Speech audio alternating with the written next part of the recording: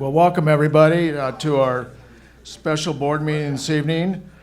This is the June 27th, and we'll start off our meeting tonight. And we're going to ask Director Doug Erdman to lead us in the Pledge of Allegiance, which will be shown on the screens. Please rise. Peace to the flag. I pledge allegiance to the flag of the United States of America and to the republic for which it stands, one nation, under God, indivisible, with liberty and justice for all. Thank you, Doug. We'll start off with a roll call tonight. Our clerk of the board is Jody Brennan. And Jody, do you want to note that we are all here, or do you want a roll call? Okay, well, very good. Thank you. We'll move right along then. Before we start the public comments, we'll do a little housekeeping. Most importantly, restrooms are on that end of the building. And then we'll go, we have some guidelines for tonight's speakers. So if you've intended to speak, when you came in this evening, you had the opportunity to sign up and fill out a speaker card. If you haven't filled out the speaker card, please go over to the table and talk to Lalani, and she will get you in line in the order. And comments will be accepted at the microphone, and speakers will follow the order in which speaker cards are received. Our clerk of the board is keeping a list of the speakers to make sure everyone gets to speak, and that everyone is given equal time. Each speaker will be given one opportunity to speak 3 minutes. And so Jody will call the speakers up 3 at a time. And at the third speaker, she will announce the next 3. That way it'll accommodate moving along this evening. And the speaker timer, Jody will have a timer clock. It'll start with green, it'll turn yellow, and it'll present a courtesy beep when there's 1 minute left. And when it turns red at the end of the 3 minutes, we'll please ask you to be promptly to wrap up, and we'll thank you for your comments. So with that, we will entertain any, we'll go into the next item of the agenda is oral comments and public communication, and it's on any item that's not on the agenda. And so at this time, do we have any requests, Jody, to speak that are during the comment period? We'll just take them all during the public hearing. Oh, everything will be through public hearing then. Okay, very good. Thank you.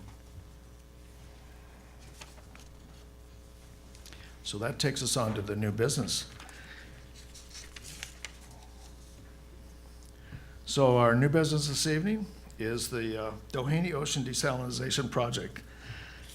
So tonight we will have before us a resolution 29/1819 entitled "A Resolution of the Board of Directors of the South Coast Water District certifying the Doheny Ocean Desalination Project final EIR as adequate under the California Environmental Quality Act, CEQA, adopting mitigation monitoring and reporting program for the Doheny Ocean Desalination Project, Phase 1 local project, and make written findings pursuant to CEQA, Phase 1 local project only, and approving and directing the staff to proceed with the project, Phase 1 only, and delegating authority to the staff to execute and file a notice of determination.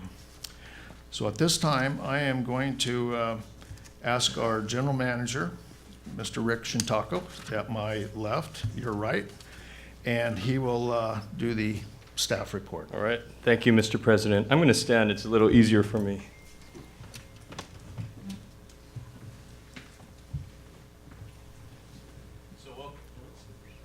Welcome, everyone. I'm Rick Shintako, General Manager of South Coast Water District. Thank you so much for spending your time and spending your time with us on this EIR hearing. So I have a question for you all. How many of you would rather be here at this EIR meeting than doing your favorite hobby? Kevin, you can raise your hand. Well, thank you, and that's what I mean. You know, your time is valuable, and you spending this time with us means a lot to us. So what I see this as is a public agency meeting. Many of those who know me as a collaborator. I want to hear all the viewpoints, opposition, support, concerns, all of that. So I want, and that's going to equip our board to select the right path on this project. So also, after the EIR is approved, I have my cards here, so I would like to make that invitation open to all of you to give me a call for anything that in regard to this project or any other project in the district. I'd like to hear from you. So I want to acknowledge the team first that worked on this project, and also some distinguished guests that have come tonight. So I want to introduce as well. So when I call your name, if you don't mind standing up so the audience knows who you are. Kevin Thomas from Kimley Horn, who's the leader on this EIR project. Mark Donovan, our program manager from GHD, our program manager for the project itself. Dr. Scott Jenkins from Michael Baker International, who worked on the brine discharge modeling. And we have several from geoscience here, or a couple of them, Brian Villalobos and Johnson Ye, who worked on the hydrogeologic modeling effort, NBC Aquatic Sciences, and the environmental document review team, which consists of Carrie Vosnelek, Art Kidman, and Pat Chen. Wanted to also thank Sarah Camille and Sarah from Katz and Associates, and South Coast Water District staff. Our Chief Operations Officer is here, Joe McDivitt. Pamela Arenz-King, our CFO, is here. And she helped us quite a bit with a lot of the grant efforts. Sonia Morgan, our PIO. Mark Cerna, our Chief Engineer. Sarah Mathis, who retired but worked quite a bit on this project as well. Taryn Kosing, Principal Engineer. Larry Frigine, who's in charge of recycled water and conservation. Greg Pennington, our Assistant Chief Operations Officer. Kyle Goff, Steve Deshawn, Brian Lynn, Jody Brennan, Leilani Ayers. I also wanted to introduce the MODOC board and staff who are here.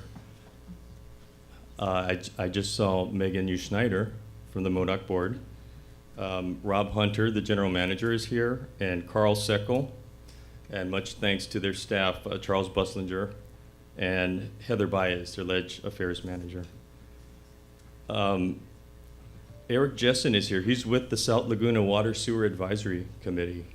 Instrumental in, and Cal is here as well with that committee. SACWA staff, I wanted to recognize them for working with us on some of these efforts. And let's see here, and Cindy Gitter from Congressman Levin's office. If I missed anyone, someone let me know.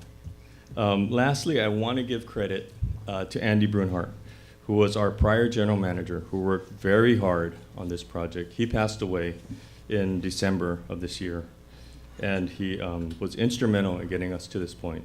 So please keep his family in your thoughts. So tonight's agenda will consist basically of a presentation. We're going to start with a presentation. I'm going to kick that off. Mark Donovan, our program manager, is going to talk about the project description. And Kevin Thomas, our EIR consultant, is going to talk about the EIR aspects in the presentation. After the presentation, we're going to have public comment. So please fill out the cards, make your comments. We appreciate it. After that, the board of directors will discuss. So one thing I wanted to make clear, that any approvals and all approvals that happen tonight doesn't mean we're going to construct the project. What that means is that allows staff to go through the next steps. So you may have seen when you walked in here a resolution, and if you don't, raise your hand. We'll get you one. And on section 11 of the resolution, this is what your resolution looks like. So toward the back of the resolution, you're going to see section 11, and it spells out that construction of the project shall not commence until all conditions are met to the satisfaction of the board. And you'll see 5 conditions on there. These include completion of the third-party peer-reviewed cost analysis for the project, which will include workshops with the board. securing the relevant permits from the responsible and trustee agencies, obtaining agreements or construction approvals necessary for the Phase 1 local project, which is the 5 MGD that's up here for project level CEQA. The fourth one, development and approval of a project delivery and construction contract in compliance with the district's fiscal policies, including all applicable bond and loan covenants. That's a big one. So that has to go back to the board for approval as well. And solicitation of partnerships in the Phase 1 local project from agencies that may have an interest or derive benefit from direct participation in this project. We feel this is one of those projects that can provide multiple benefits, as you'll see in the presentation, and we want to be able to share that with other agencies who are interested. So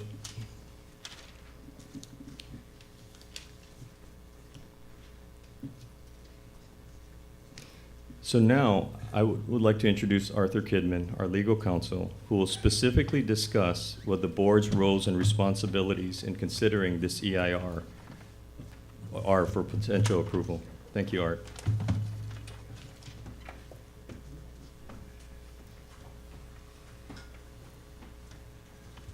I want to come over here because I'm actually giving a tutorial to the board.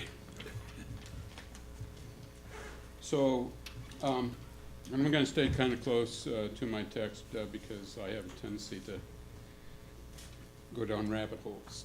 So first of all, the purpose of an EIR, or the purpose of why you're here tonight, is a final EIR is legally required as a predicate to approval of the project. Prior to approving the project, the board as a decision-making body for that district, as the lead agency must, one, certify that the final EIR has been completed in compliance with CEQA. Secondly, find that changes have been incorporated into the project which mitigate any significant environmental effects that are identified in the EIR. Third, the resolution would adopt a mitigation monitoring plan to assure the mitigation measures are carried out. The final EIR is comprised of the draft EIR, which has been out for some time, circulated to the public, and public comments have been received. And the third item that's part of the final EIR is then the SCWD responses to those public comments. And together, those things comprise the final EIR. The EIR addresses environmental issues only. The EIR does not address other public policy issues that may be involved in the ultimate project approval, such as the need for the project or its technical or fiscal feasibility and community support. These policy issues are not up for determination tonight. They have been studied in detail already by numerous public workshops conducted by the board over several years. And as the general manager has indicated, we have off-ramps still ahead if some of these public policy issues indicate that the project should not go forward.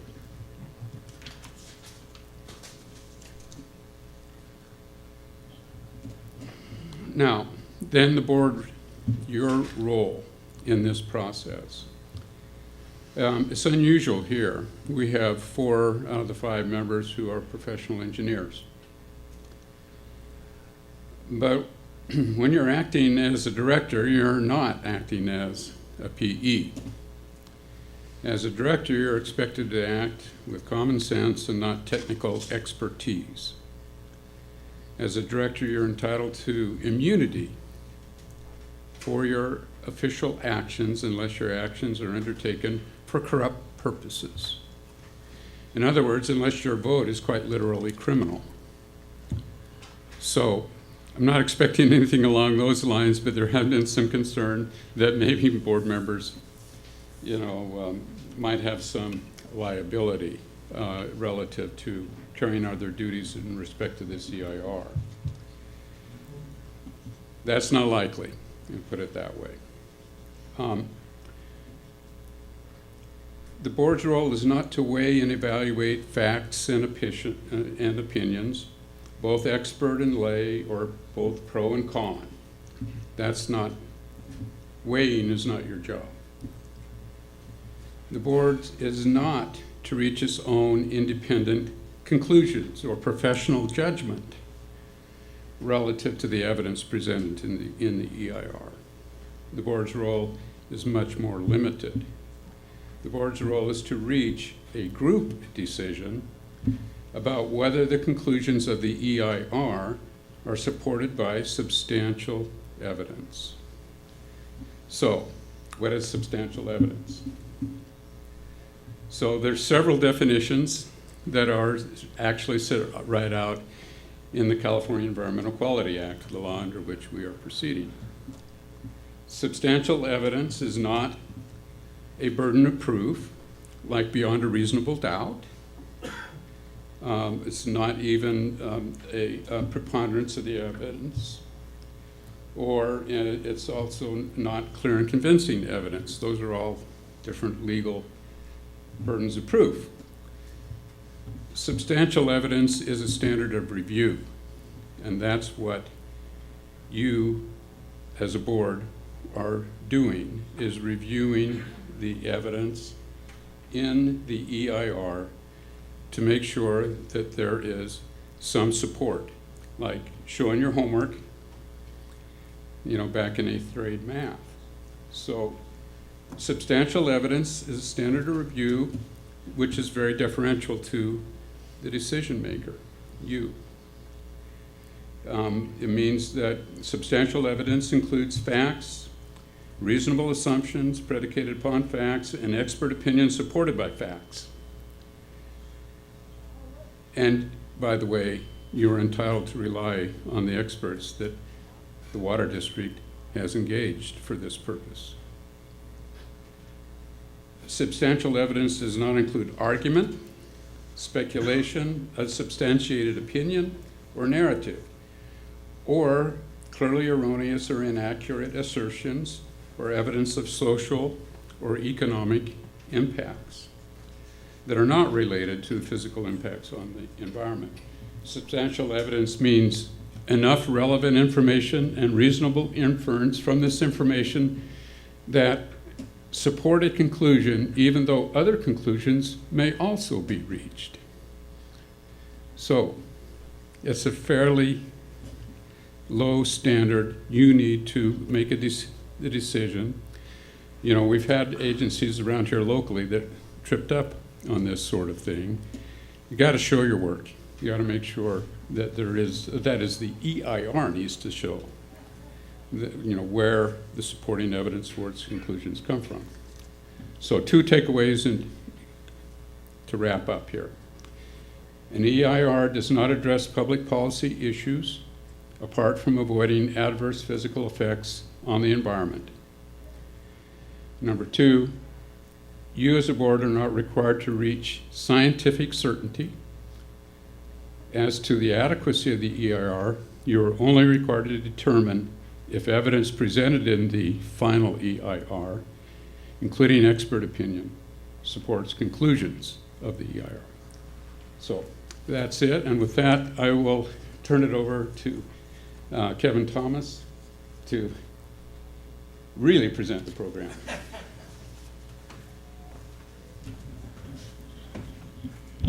Thank you, Art. Actually, my name's Kevin Thomas with Kimley Horn. I'm just going to briefly amplify what I think Art covered very well in terms of the role of the board and the role of the board's consulting team. So I think Art covered it. Rick Shintaku introduced the technical team the board's been relying upon, district staff, for the last 3 years. In addition to all the technical team that is here, Rick mentioned the program manager, Mark Donovan, his firm GHD, an international design firm recognized for its desalination expertise. The GHD team includes a number of scientists that we were able to benefit from over the last 3 years. So the technical team that the board has deployed has done our due diligence in preparing an environmental impact report that's been not only reviewed by the public, but also reviewed by a legal team for adequacy, which is why it took us a few months to get from end of public review period to tonight. We really spent our time doing that.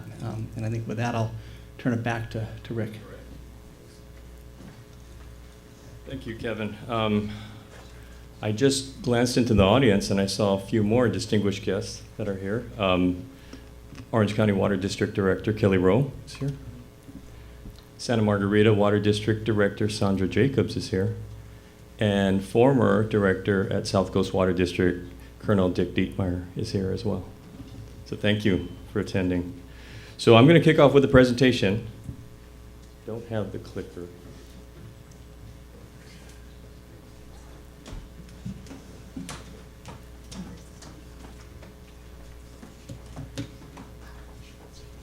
So anyway, what I'm going to talk about today is how we got here.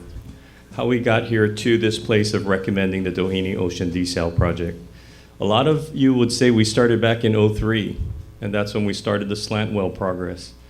Well, I'm here to tell you it started way back. In 1987 through 1992, you remember the drought that hit us. And our entire water world had changed after that. Conservation mandates came up. I was thinking, where was I in 1991? I was back in college. I was sharing a house with 4 other guys, and they took the leadership role, and I followed. And we weren't flushing toilets, nor were we washing our clothes very much. So I'm very thankful for the advancements in clothes washers and toilets and shower heads. It made life a lot better. But that's when it all started. And in 1996, Metropolitan Water District issued their first integrated resources plan. And that was a big deal, and they've been updating it all the way through. And in that integrated resources plan, Metropolitan realized that they have a finite source of supplies. And we're going to go through that in the presentation. And they needed additional supplies.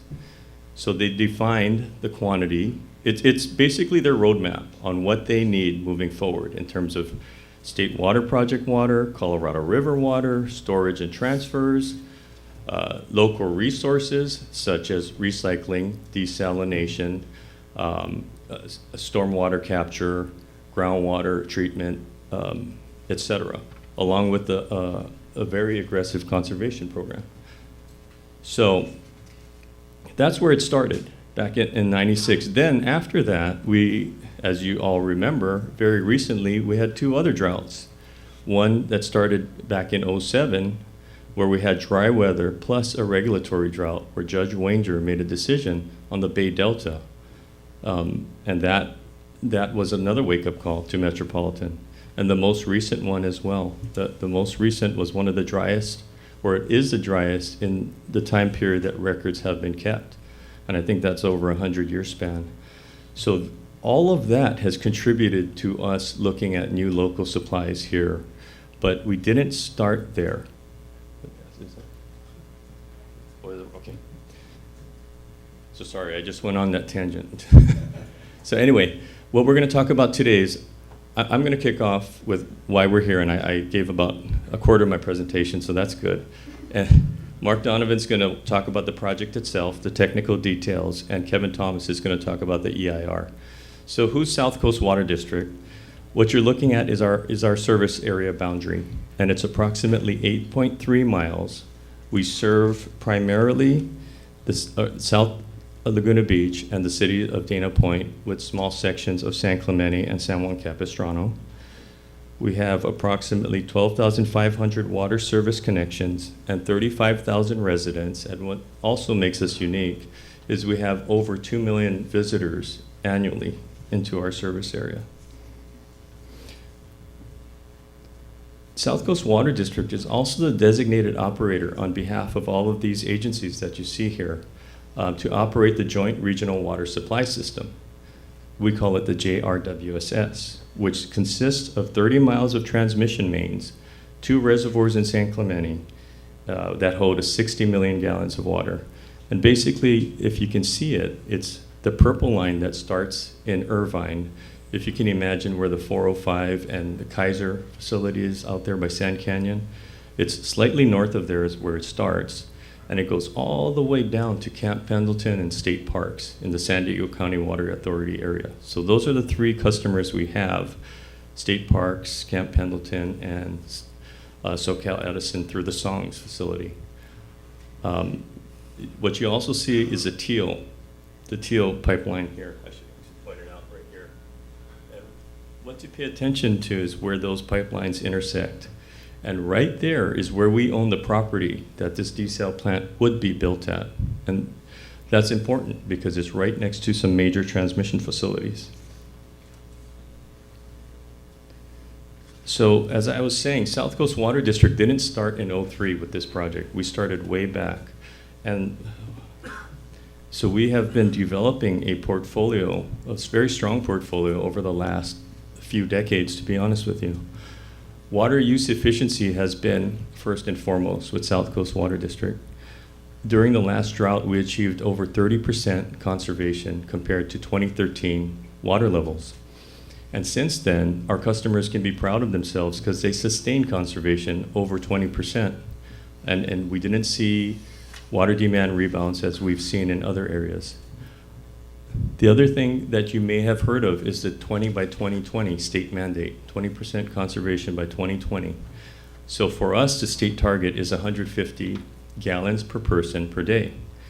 Right now, we're averaging 141 gallons per person per day, so we're already meeting that standard. And this also includes water use from the 2 million visitors. We also, one of the statistics that we're the most proud of is we're 2 to 4% water loss in our system. So 2 to 4% may not mean much, but in the industry, it's one of the best in the state.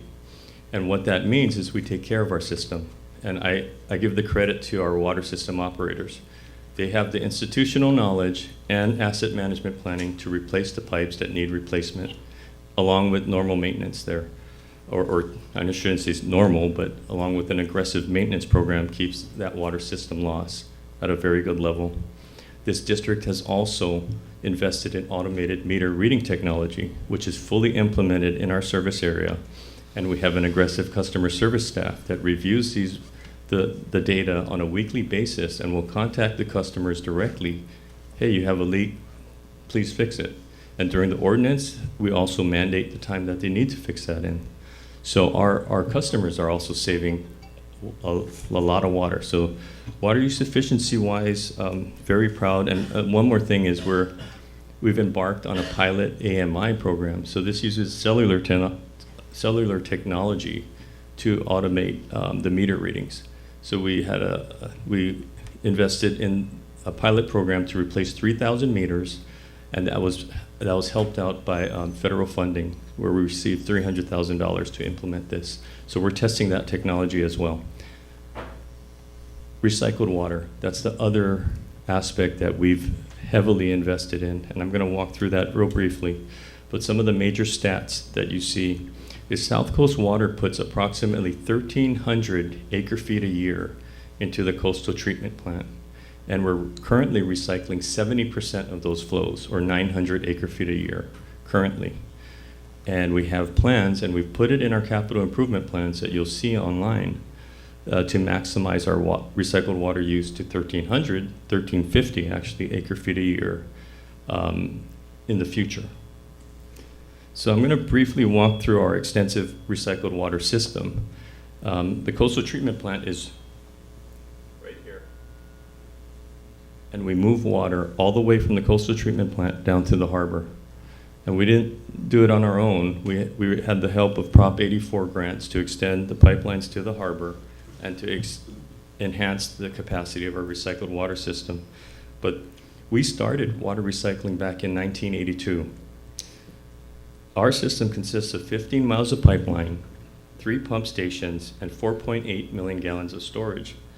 Our infrastructure master plan that was completed in 2017 identified the projects that we need to maximize recycling, to get up to the 1,300 acre-feet a year. And that consists of $12.8 million in projects. Currently, I apologize if you're stuck in the traffic at Golden Lantern, but we've been working on a new pipeline out there, and we're just about to wrap up. So by the time of July ends, we'll have recycled water flowing back in that pipeline, and that's going to help us expand our capacity and add more customers. So that's $3.5 million and $4 million of the $12.8 million that we've already invested in. The district also is proud of our expert staff, Larry Frigine and his staff, that installs the recycled water meter service lines, and I should give Brian Lynn credit as well, and the meter, and guides the customers through the entire recycled water retrofit process. We also invest in the groundwater recovery facility, which recovers brackish groundwater, production of 700 to 900 acre-feet a year. But this is only during normal rainfall years. Some of you may know that we had to shut down this well and this treatment plant from September 2014 to February 2017, so over a 2-year period. So during drought periods, we can use it during emergencies, but we can't use it for a longer term duration. We're also partners on the stormwater capture project. Santa Margarita Water District is taking the lead in phase 1 of the San Juan Watershed Project, which recently went through their environmental approvals. They're the lead agency. Our district committed 20% into this rubber dam technology that would recharge stormwater, and where we could get up to 140 acre-feet a year of more drinking water supplies. So when you talk to any water agency, if water metrics weren't confusing enough, we have drinking water supply charts and total water supply charts. So I'm going to walk you through that because it's important to know the distinction.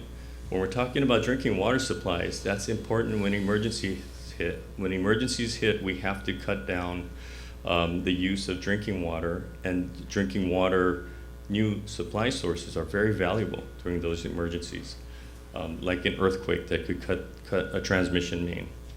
I'm sorry that this thing is squeaking.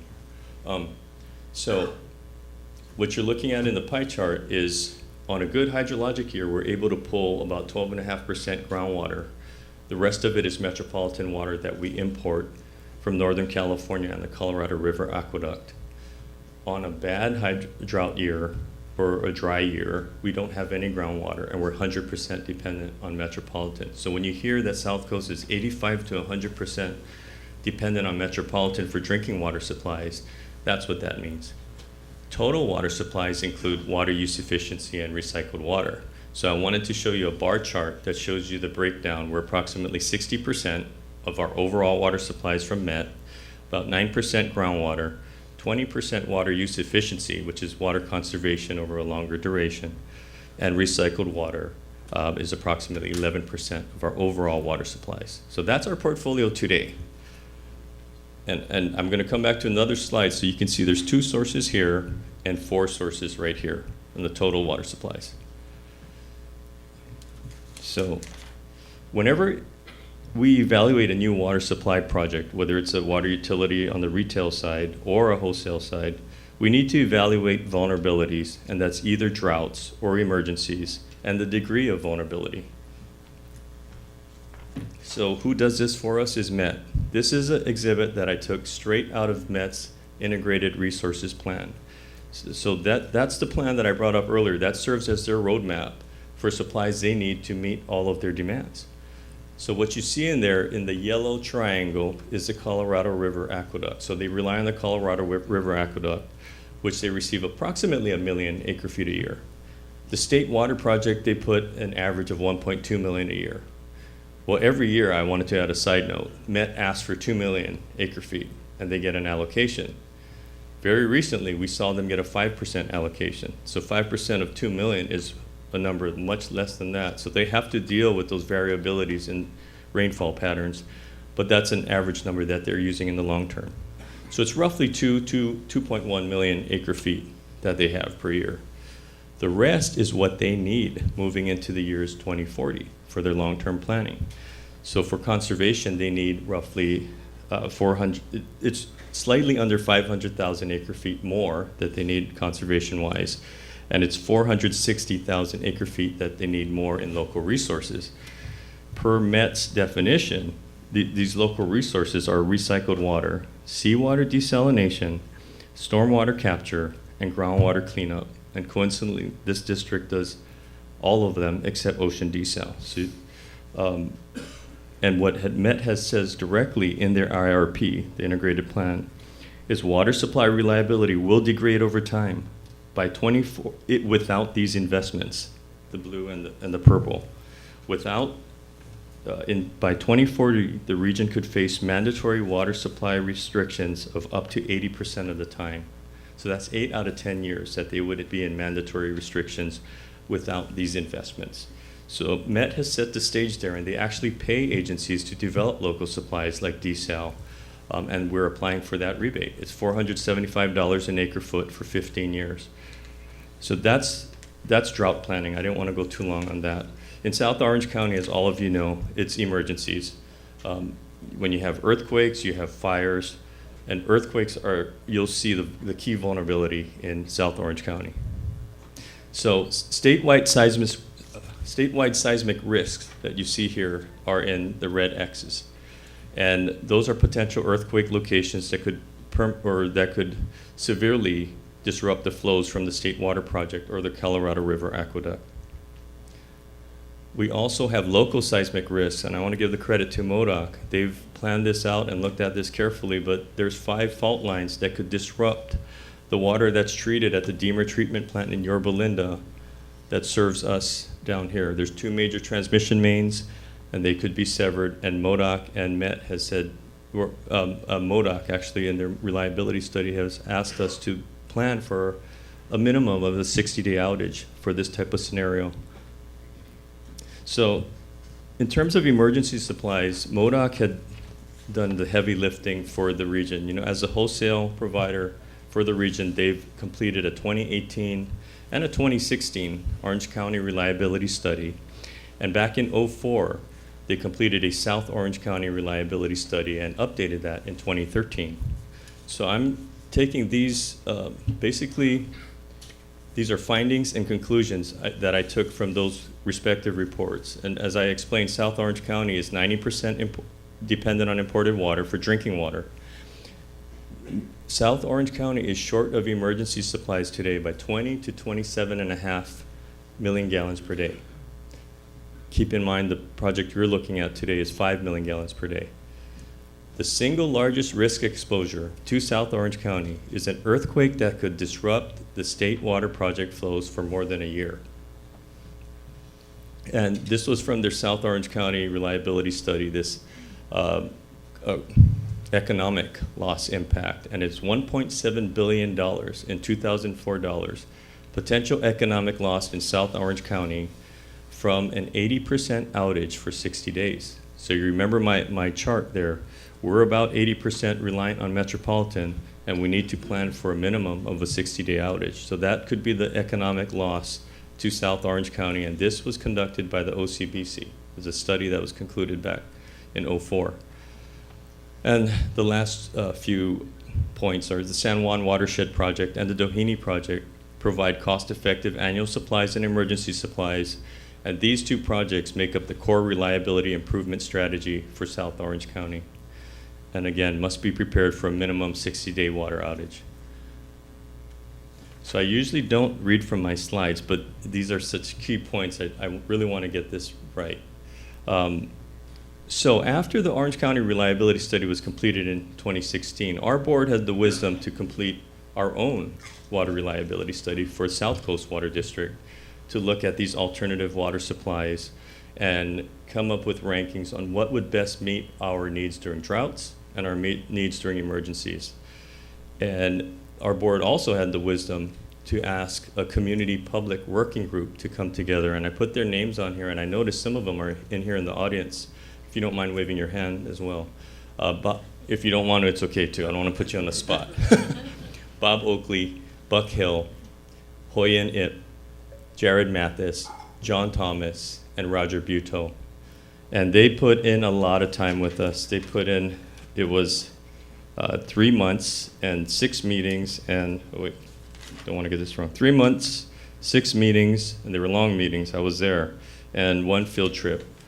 And they have findings that we put out here. I don't want it to seem like I'm just picking out the good findings here, so I have the findings there in all transparency. Feel free to read them when you have a chance. So, but a finding that really resonated with me is they found that South Coast Water District has a responsibility to their customers to address its system and supply reliability vulnerabilities in an effective and financially feasible manner. Also, the Doheny project would provide water reliability that is under our control, South Coast Water District, and least affected by external events. The study was then concluded looking at their findings and recommendations. We had Dan Rodrigo of CDM Smith, who did MODOC study, so we wanted to get a third-party neutral on there. And he concluded that of the water supply options that he evaluated, Doheny ranked the highest for our service area in South Coast. And one of the points I want to bring up is we talked about 60 days of supplies. Right now, South Coast Water District is in a similar position as many other South County agencies. There are some that are in better position. Santa Margarita, who has more storage than we do. South Coast Water District has roughly 11 days of emergency supplies. We have a need for 49 more days. So that's your 60 right there. 49 more days of additional emergency supplies for prudent planning. The Doheny Ocean Desal project, as long as it's running, would provide a continuous supply. Then that would be substantially more than 60 days and potentially that year that we're chasing if there was a large outage on the state water project. So this is a portfolio. Try to remember what the other one looked like, but there were only 2 slices in that pie. This is what it could look like if the Doheny Ocean Desal project were to go through, and this assumes that we're only taking 3 million gallons per day. So again, another angle for partnership. By taking 3 million gallons a day, you'll see we're 59% dependent on Doheny, 10% on groundwater, 2% on the stormwater capture, that's the San Juan watershed project, and our met imported need would be 29%. So what I gather from this, remember the other curve had the red met imported water at 88%.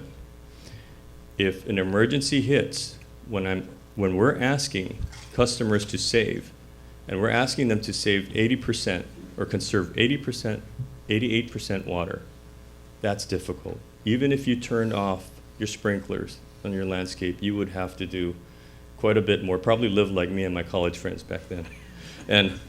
And that's 88%. But if you're talking about 29%, that's doable. And that's what we're trying to get to. And that's why we're looking at local supplies here. And this, anybody who has a financial mutual funds, you want to see something like this, a portfolio that you can depend on a lot of different sources during these times of need.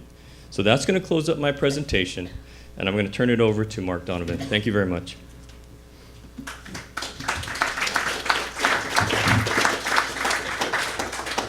You got applause, Rick. Excellent. All right. All right. Well, thank you, Rick. I'm going to touch a little bit about Doheny Desal project itself. The Doheny Desal project, it's not a new project. This project has been in the making for quite some time. MODOC first initiated studies over 15 years ago.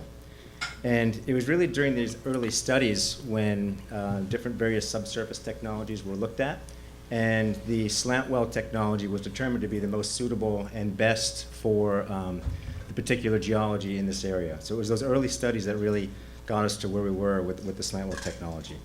In 2008, partners got involved with the extended pumping and pilot test. And then in 2015, South Coast Water District took the reins from MODOC and has gotten us to where we are today on the project. Goals for the project, really first and foremost, is to provide a safe, high quality, locally controlled, and drought-proof water supply, all while protecting the environment. And as Rick mentioned, we also want to further diversify the district's water supply portfolio and also provide emergency backup water supplies. So we believe this project ticks all those boxes quite nicely. In terms of project components, the water intake would be from a subsurface water intake system, specifically slant wells. And then from there, there'd be a raw ocean water pipeline that brings the seawater to the district facility along San Juan Creek, where the desalination facility would be. Also consists of a concentrate brine disposal system, and then a product water storage tank and pumping system, as well as all the support facilities, a small water quality lab, things of that nature. And then also off-site electrical transmission facilities bringing power, most likely from SDG&E, just off of Stonehill Drive. All right, so the subsurface seawater intake system.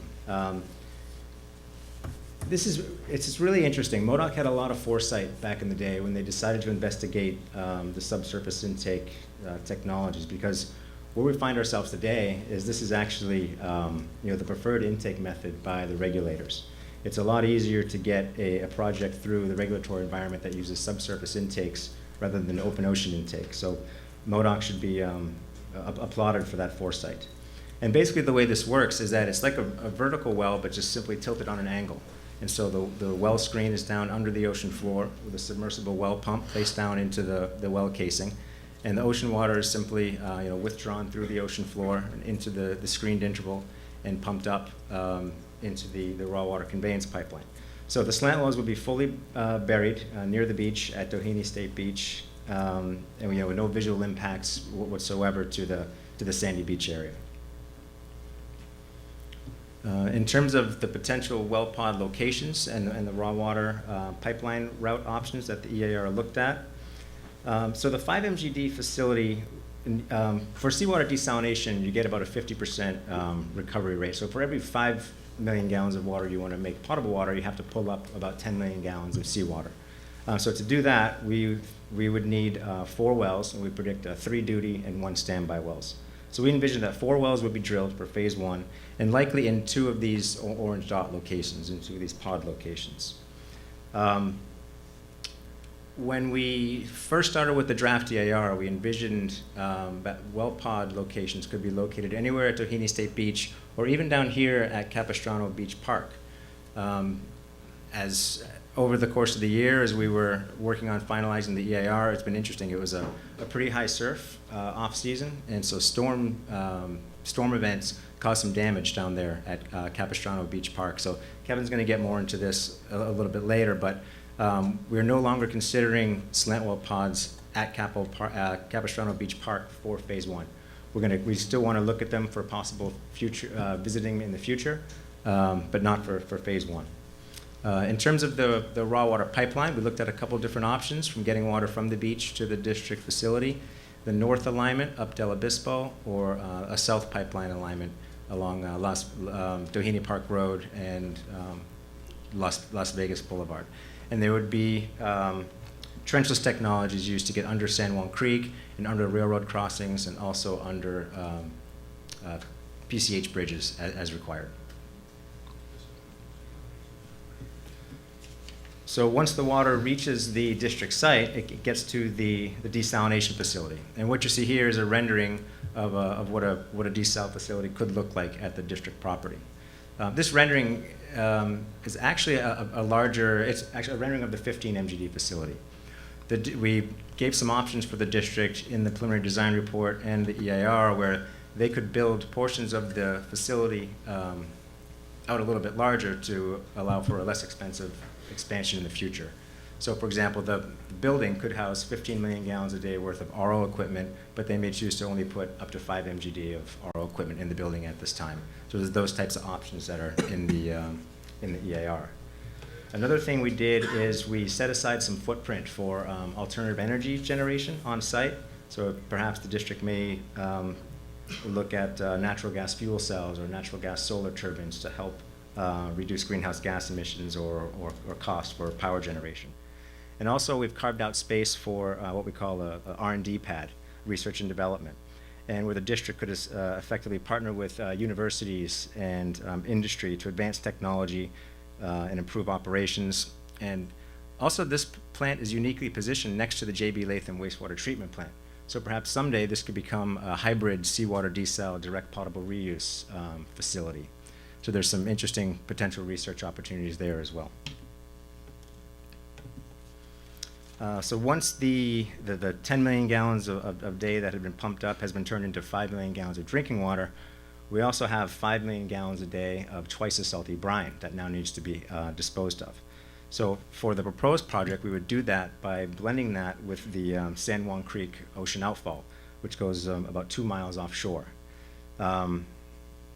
This is also the preferred method by regulators and in the California Ocean Plan Desal Amendment. What was interesting, another interesting change between the draft EAR and the final EAR was that we were asked to use a different brine dilution model this time around. And this brine dilution model actually showed that commingling with wastewater is actually not required to meet the ocean plan salinity limits, meaning that there's sufficient mixing that the brine from a 5 MGD can dilute within sufficient space per the ocean plan requirements where it doesn't need the help of wastewater, basically. So that was a very interesting result from the draft to the final EAR. And that's important with trending, as we start to see trending of lower wastewater flows in the region, and also increased recycling possibilities. We're not dependent on a wastewater treatment flow to help dilute us. We can get away with no wastewater in the future if need be. So that is the major components of the project, and I'll hand it over to Kevin.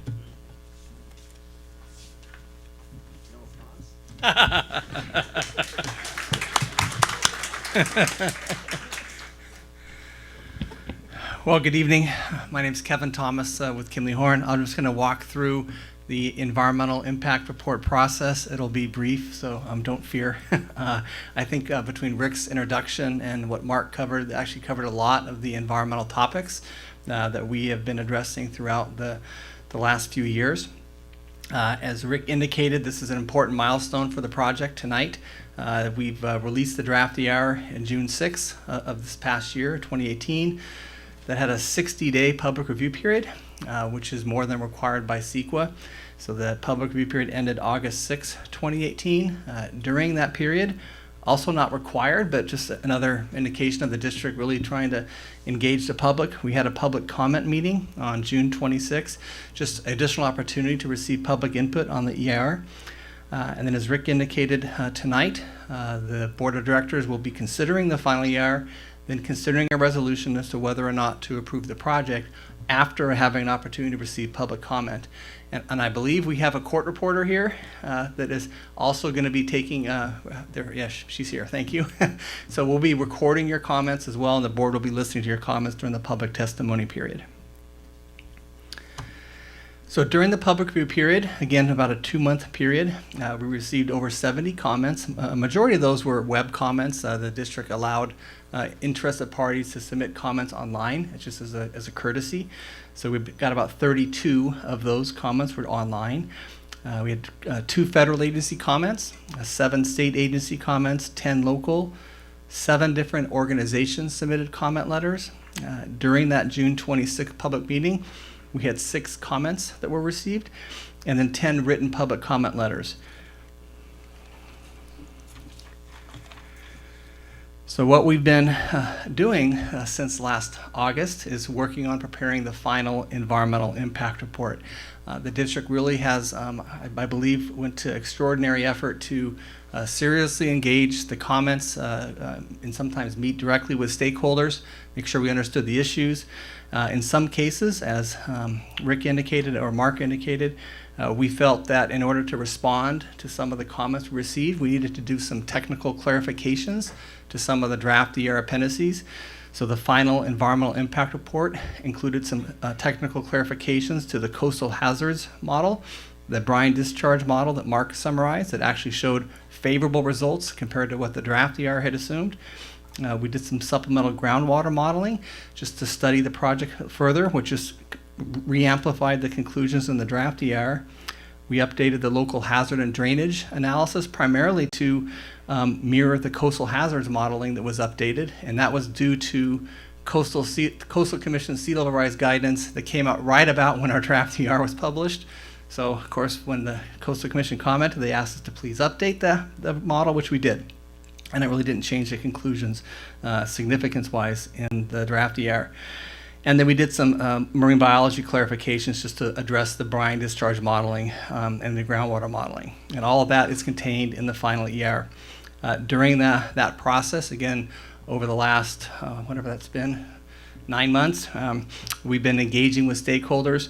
As part of that process, when we responded to the comments, there are, in a few cases, we made technical corrections to the draft ER. That's in section 3 of the final ER. Those are draft ER errata. So those are minor technical corrections and clarifications to the draft ER. Mark did comment, and I'll highlight this in the next slide again, a couple changes from the draft ER. For the board action tonight, should the board consider approving the project, it would only be for slant wells at Doheny State Beach, not Capistrano Beach, due to coastal hazard concerns.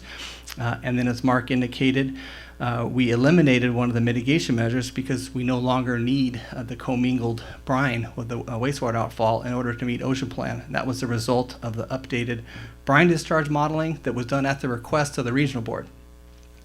So all of that was pulled together into the final environmental impact report that was released to the public on June 17th, a notice of availability, which was done pursuant to CEQA in advance of this meeting tonight. Just to briefly walk through the final ER findings, essentially reaffirmed what the draft ER concluded, that the local project, which would be a ocean desalination facility of up to 5 MGD, the phase 1 project, would not have any unavoidable significant environmental impacts. So any potential impacts could be fully mitigated. We also made it clear, both in the draft ER and the final ER and in the board resolution tonight, that should the district or any other entity pursue a regional project, that would have to have separate environmental review, because our project-specific environmental document before the board tonight is just for the phase 1 local project. In total, we have approximately 40 mitigation measures that have been identified to avoid or minimize potential impacts, and that's in addition to the project design features that are listed in the ER. I would also like to note, as we've been working on the final ER, we did just, I believe, within the last day or so, receive written communication from 2 of the commenting parties. We received a letter from CURE, and they indicated that they are satisfied with our response to their comments, and that letter is part of the record. We also received a written communication from Caltrans that they found our responses to be adequate to address their concerns. Just wanted to note that for the record. So just maybe to restate what it was, I think, already covered, but it's an important distinction. So that the draft environmental impact report did address the full range of potential slant well options. Mark covered this, but they addressed slant wells at Doheny State Beach and Capistrano Beach Park. This is noted in the staff report. And as Mark summarized, because of some winter surf conditions that was experienced last fall, and in talking to Orange County Parks, it became evident that the coastal hazard constraints at that location would make that not a really preferable site right now. So the action before the board, for consideration of the phase 1 local project, would only be for slant wells at Doheny State Beach. And because of that, some of the mitigation measures in the draft ER dropped out. Those that were only pertaining to Capistrano Beach Park are not applicable, with the wells being at Doheny State Beach. Also, one change from the draft ER that I believe Rick mentioned, it's in the staff report and the resolution. The draft ER indicated a greenhouse gas mitigation plan to essentially offset the additional greenhouse gas emissions from the project, comparing the emissions to what would occur under a water importation portfolio that the district currently has. That's a net neutral greenhouse gas mitigation plan. That's in the draft ER. In discussions with stakeholders and looking at some of the responses to the comments, there was a request for the district to consider 100% carbon neutral, which essentially would mean even though the electricity from providers is already required to be mitigated to achieve the state's climate change goals, the 100% carbon neutral project would offset 100% of the emissions of the project. So it's an additional level of offset. It's beyond what's required for CEQA, but it's a requirement that other projects have had, and so we wanted to give the district that option to consider that tonight. So in summary, just to summarize the staff report that's been presented to the board, following public comment, which will come next, The board will consider the following actions. First, the board will consider whether or not to certify the final environmental impact report as adequate under CEQA. The board would then direct staff as to which of the 2 greenhouse gas reduction options should be pursued. The board would adopt the mitigation monitoring and reporting program. And if and only if those 3 actions are taken, the EIR is certified, the mitigation monitoring and reporting plans adopted, and written findings are made, then the district, as part of adopting resolution number 29-1819, could then approve the project described in the final EIR as the Doheny Ocean Desalination Project, the Phase 1 local project, up to 5 MGD. As part of that resolution, that would also direct district staff to proceed with development of the project, including submitting and processing permit applications.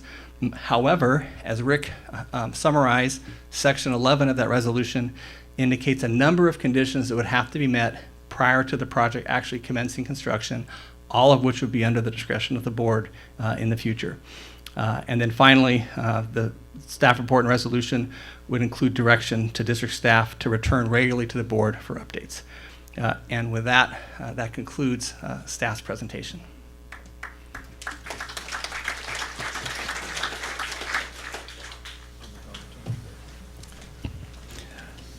Well, at this time, before we start calling names and going into the public hearing, we'll take about a 7-minute break. We've been sitting for an hour and 3 minutes, so I think everybody needs to move around for just a little bit. So we want to promptly start at 7:10. So, and at that time, Jody will call the first 3 folks to the to get in line by the podium. Thank you. We do have one other distinguished gentleman with us today from Assemblywoman Pittry Norris's, and that's Nathan Siri. Could you raise your hand? Thank you for being here this afternoon. Appreciate it. Well, at this time, I'm going to ask our clerk of the board to come up and identify the first 3 speakers, and then we'll just move right along after that. Thank you. The first 3 speakers will be Ernesto Medrano, Douglas Mangione, and followed by Eric Jessen. So if you want to come up and just, oh, there you go. There you go, right? You want to be in the center, Jody? Or right over here in the center? And the other 3 can line up on the chairs right in front row there if you'd like. You state your name and address. My name is Ernesto Medrano, and I reside at 2100 East Catella Avenue in Anaheim, California. And I represent the Los Angeles and Orange County Building and Construction Trades Council. It's comprised of about 140,000 hardworking men and women in both counties, of which many of them reside here in the community. We represent about 15 trades, and we're here to urge the staff, the board to approve the staff recommendation. It looks like there's a very thorough, very open process to this environmental impact report. Our members that are very skilled, very trained with our apprenticeship, with our journey level folks, this is the kind of projects that they built. They built the plant, the desalination plant down in Carlsbad a few years back. We got it done, and they're all pumping water all the way up to North San Diego County. A lot of the programs that we do is many young men and women are not going to go to college. And here they have a choice, they have an option to be able to enter a career pathway, take the other 4-year degree, as we call it, the apprenticeship, and turn out journey level and make a middle-class income. And these are the kind of projects that give those opportunities to young men and women in these communities. The other thing that we do also is we provide direct entry into veterans through our Helmets to Hardheads program. So we want to applaud you, and we're hopeful that this goes through all the way so we can have the opportunities to work here. We pride ourselves in getting the work done in the least amount of time with the least amount of workers and be the most efficient and with the highest safety standards. So again, I just want to urge you to move this process forward so we could see and have an opportunity to work on this. Thank you. Thank you. Very next speaker. Good evening. Doug Mangione. I reside at 26812 Vista Del Mar, Capistrano Beach. I also represent the International Brotherhood of Electrical Workers, and I'm going to be very brief. I also want to commend you on putting what looks like a very responsible product that's going to provide adequate water to the residents while protecting the local ocean environment, which we all move down here and love to use, play, and watch. So thank you very much. Very good. Thank you. Next speaker, please. Yes, board members, Eric Jessen, Chair of the South Laguna Water and Sewer Committee. I want to compliment those who crafted the EIR and resolution before you tonight, because they're really some of the best documents I've ever seen before a decision-making body. Over the past years, the district has not only conducted, the public workshops, but taken other inclusive steps to get us to this point tonight. And through the years, both past and present board members, including all of yourselves, have provided courageous leadership aimed at fulfilling the vision of another dependable local water supply, which I believe will make the Dana Laguna area the envy of Orange County when the next future inevitable droughts strike. Thank you. Thank you, Eric. Next, Jody, you want to call out the next three speakers?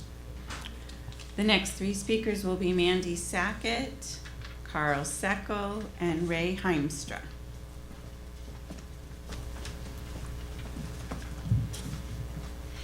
Good evening, board members. My name is Mandy Sackett with the Surfrider Foundation. Surfrider appreciates the South Coast Water District, the efforts for the South Coast Water District to design the proposed Doheny Desalination Plant in accordance with the California Ocean Plan requirements. We want to applaud the district for conducting a proper subsurface feasibility analysis as required by the Ocean Plan. And while not in opposition to desalination in concept, Surfrider supports maximization of conservation and water recycling options before considering desalination. The California legislature recently mandated a per capita water use of maximum of 50 gallons per day by 2030, and the district's average is 94.4 gallons per day per capita. So there's clearly a little bit of work to do here. It's not clear if the Orange County Water Reliability Study uses that mandate in its predicted water supply needs for South Orange County, and we hope that the district will take these mandates into account, especially when considering future expansion of the plant. I'd like to strongly urge the board to select option 2 for a 100% carbon neutral plant. Desalination plants are highly energy intensive, and anything other than 100% neutrality would be wholly irresponsible, especially given our state's mandate for a reduction of greenhouse gas emissions. And importantly, an agreement between the Department of Water Resources and the Metropolitan Water District prohibits desalination projects from reducing MWD's state water project entitlements. So MWD's rights to imported water are laid out in an agreement that is valid until 2035. And so a one-to-one reduction in greenhouse gas emissions would be impossible. The Coastal Commission has required the Poseidon-Carlsbad plant to offset 100% of their emissions. And we do also appreciate the district's choice to reduce exposure to coastal hazards with their planning here. And while the coastal hazards analysis for the final EIR was thorough, it failed to consider an extreme sea level rise scenario over the life of the proposed plant. The state has directed all critical infrastructure projects to consider and design to withstand a potential extreme scenario. And so we're just concerned from Surfrider's perspective about the potential for a need for future shoreline armoring here, especially given the impacts that seawalls have to beach erosion and surf. And the Coastal Act does not allow for future shoreline armoring for any new development within the coastal zone, and we hope that this plant will be designed in a way to avoid any of those potential impacts. And finally, I just want to ask one clarifying question on public access impacts. The drilling of the slant well is expected to take place over 2 6-month periods, and hoping that you can confirm whether or not beach use, surfing, and other activities in the water at Doheny will be able to take place over that time period. So thank you for your consideration. Thank you. Next speaker. Good evening, board members, and it's nice being here tonight. Carl Seckel from Municipal Water District of Orange county. I've been a partner and associated with this project for many years. So I want to thank you all for picking it up and moving it forward from the early work that MoDOC did. So congratulations on that. Congrats on your diligence and your stamina in this process. It's been a long road. As I sat in the audience listening tonight, I was reminded of a couple of things that I thought might be important that I just wanted to remind you about. The first, as your general manager spoke about what this project could do for the area, we hear more and more often about the drought protection it would provide, but we don't always hear, and then he did a nice job tonight, but just wanted to remind you, we have an emergency need that is here today. It's been identified in South Orange County, and part of this process, I think, is you all are helping to address that. And I know you all understand that, but for the audience, I just wanted to reiterate that. The other comment I heard tonight is that the decision before you right now has to do with simple approval of the EIR, and it's not a simple process, but it could be a simple motion and vote tonight. And that doesn't necessarily commit you to moving forward with it, but it is a very important step in the permitting process, and I think it moves the project forward and moves the agency forward on this path. So I would urge you to move in that direction tonight, and congratulations on all the work efforts and the diligence you put in to date. So thank you so much. Thank you. Next speaker. Good evening, I'm Ray Heimstra with Orange County Coastkeeper. I just want to express our support for the design of the proposed project. The project meets all of the statewide desalination policies by being located where a need is present, designed for the actual need in the area, using subsurface intakes, commingling the brine.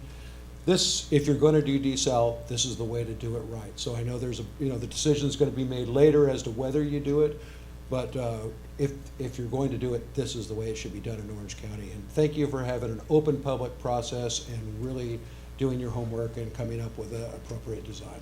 Thank you. Thank you. Next speaker, please. The next three speakers are Bob Oakley, Harold Breen, and Megan Schneider. Good evening, board members. I won't be quite so eloquent as all the previous speakers. I commend them. But I'd like to commend the board and South Coast Water District staff on their full transparency all along the way. You included public comments. You included a working group, which I was pleased to be a part of. And even though I thought I knew quite a bit about desalination, I learned a lot. And I learned a lot about what we need here in South County. And this is the answer, so I would urge a yes vote on this resolution. I just want to mention it was good news to hear about the commingling situation, that it wasn't really necessary. And I don't know if you're aware, but in Avalon, Catalina, Southern California Edison has maintained a desalination plant for decades, and using the same type of technology. The wells are vertical along the shore, but they have a surface outfall, and that outfall mixes very, very quickly, and that's you can prove that by looking at the Garibaldi swimming right off the shore. So I was privileged to give tours of that facility for many, many years. So I thank you. I hope that we go forward this project. That's going to be great for South Orange County. Thank you. Thank you. Next speaker, please.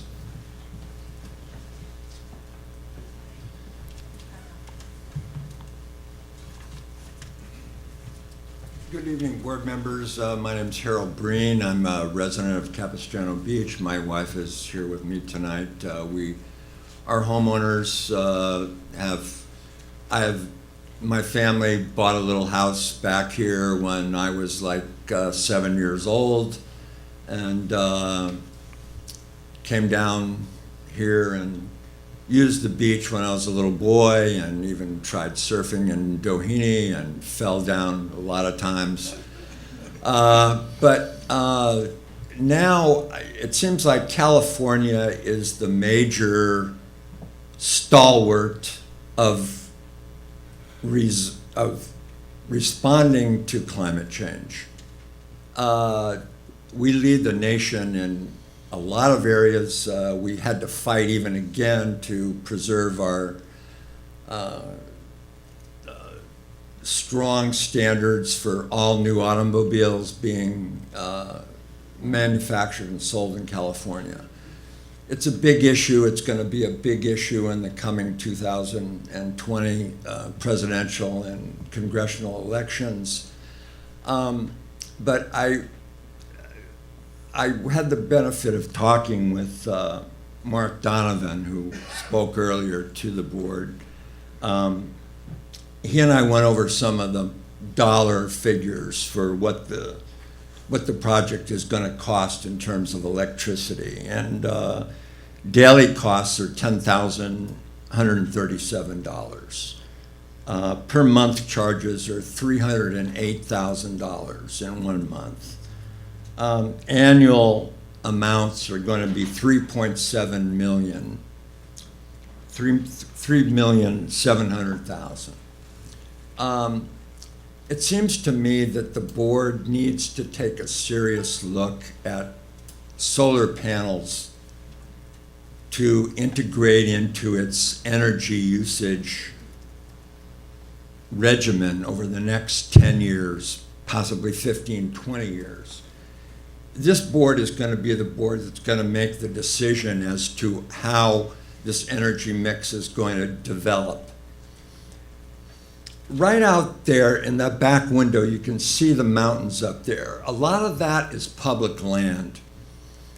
Down right here in the valley, right next to where you're going to build the project, you've got a lot of private land and public land along the freeway heading up into the cliff areas above Laguna Niguel, San Juan Capistrano, and all the way towards Mission Viejo.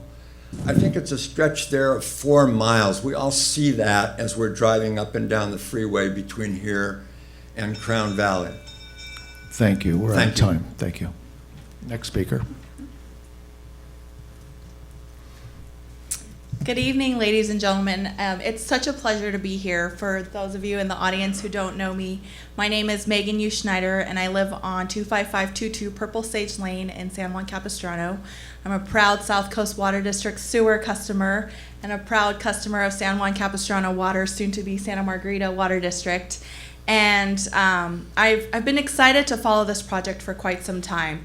I'm a chemical engineer by education with a focus on environmental engineering, have my bachelor's and master's degree in engineering. I'm a licensed civil engineer, and I've been able to participate in this process as a resident, as an engineer, and now as a representative of the Municipal Water District of Orange County.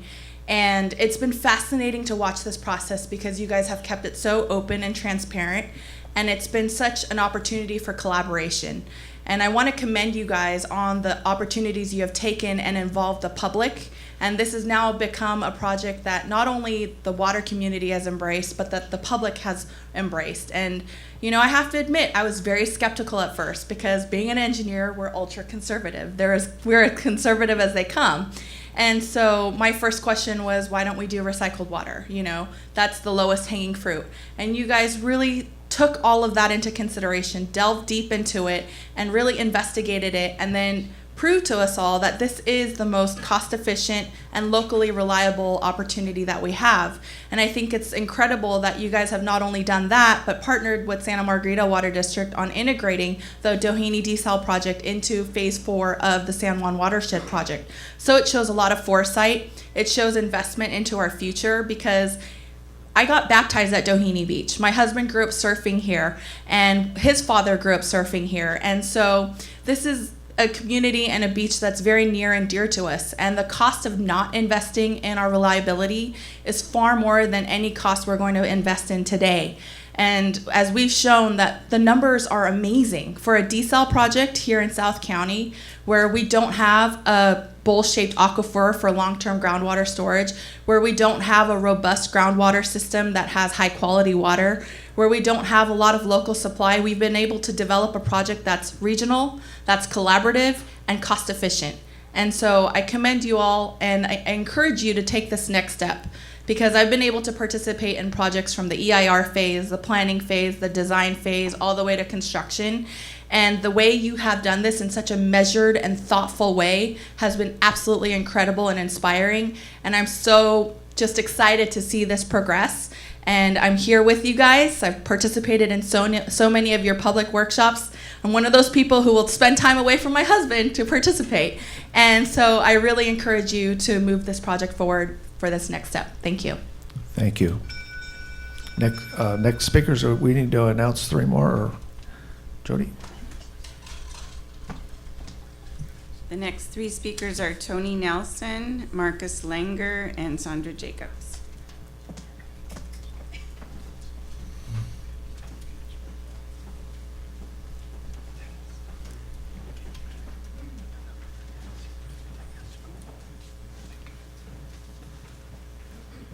Good evening, Tony Nelson, Capistrano Beach. Is this high enough for me? I'm taller than most. It's working well, thank you. Okay. So I'm speaking not as any kind of expert. I'm not an engineer. I don't know very much about water other than I like to drink it and bathe in it. I'm speaking more from the perspective of residents, and particularly as a Capistrano Beach resident.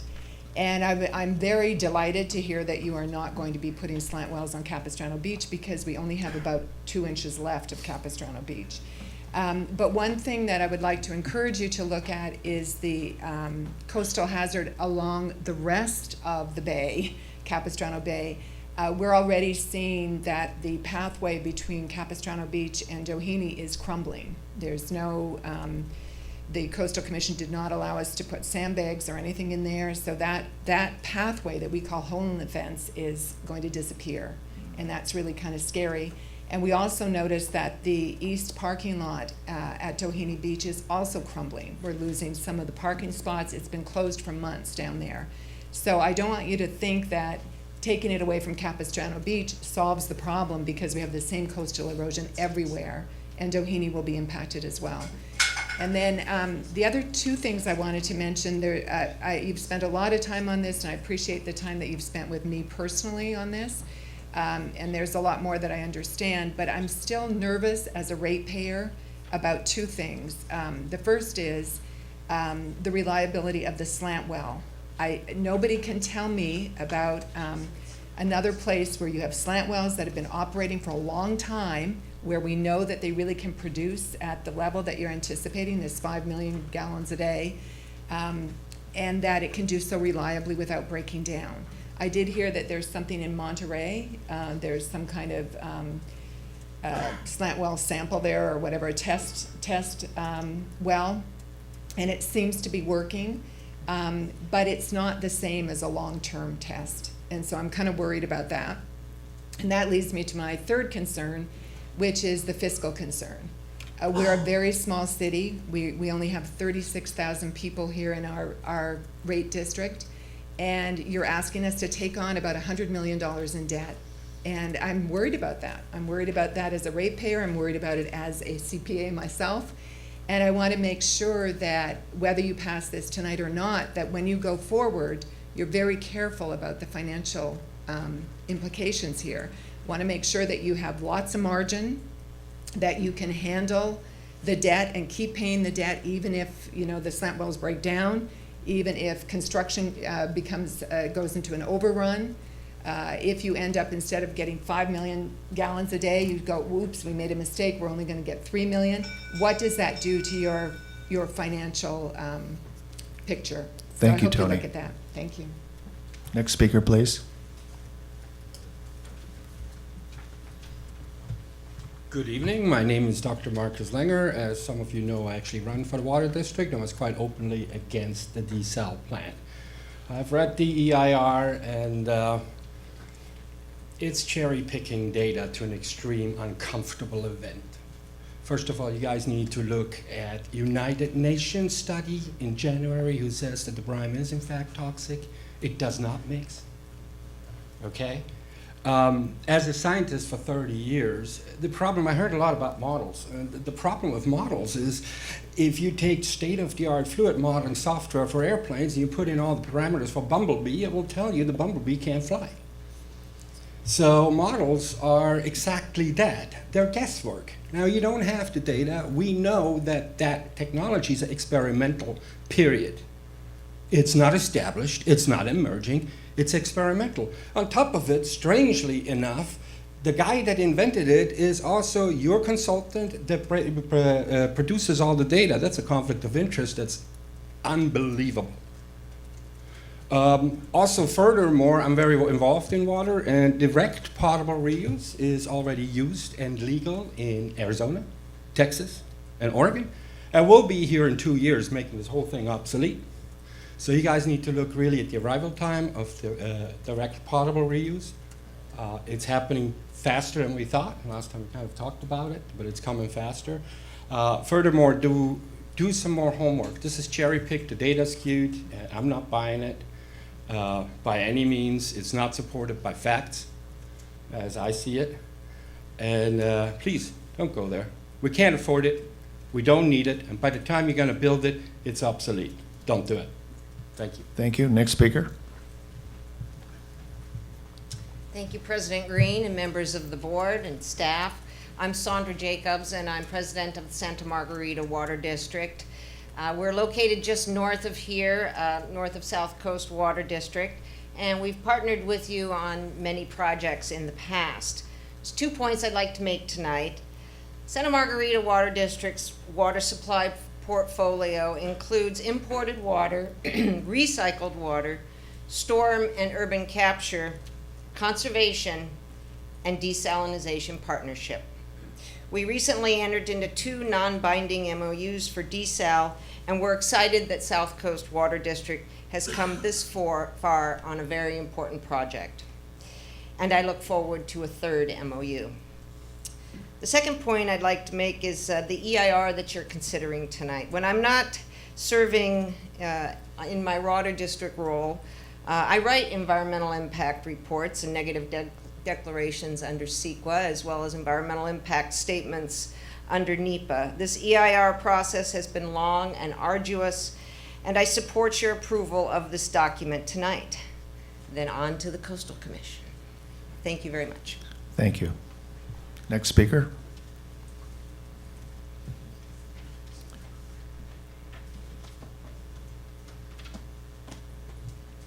The last 2 speakers are Steve Carpenter and Rob Hunter.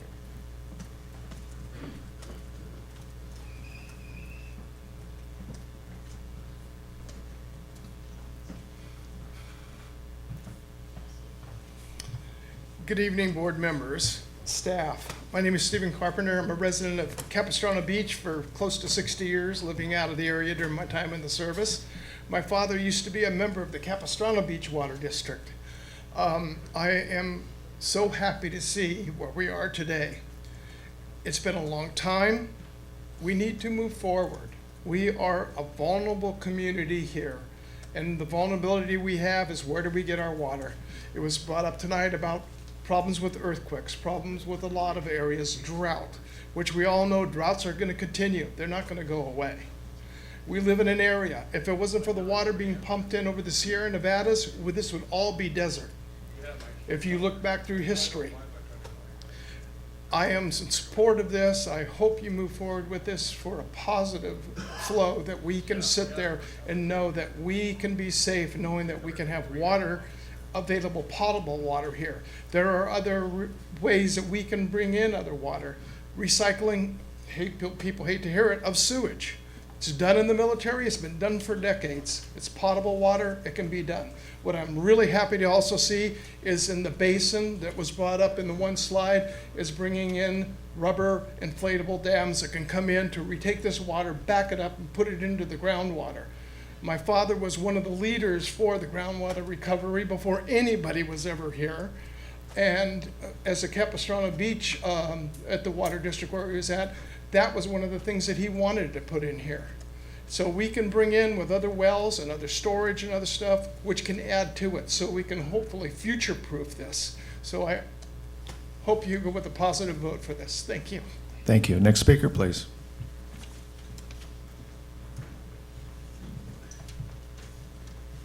Good evening.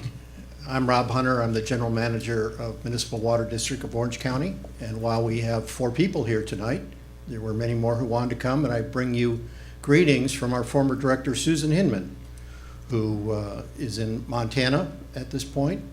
Otherwise, she, I believe, sets the record for attending meetings in South County. I want to congratulate you, first of all. I am obviously not a spring chicken. I have spent my entire career on the environmental engineering side on projects, and I have never been to a EIR, EIS hearing that has been as positive as this one. So I congratulate you for the work you did, both as a board and staff. But I also want to congratulate you on some of the background work that got you to this point. You hear, well, we need to do conservation first. And I want to congratulate this utility for what they've done over the years in conservation. You reached your 2020 goals in 2016. When the governor issued the executive order of mandatory reduction, your goal was 24% and you achieved 30%. When that went to a stress test of 10% reduction, you achieved 26% reduction. Post-drought, you are still at 23% reduction. When people talk about conservation, you have done conservation, and you've looked at the options of what you need to have a reliable water system, not only from a supply, but from the system standpoint for emergencies.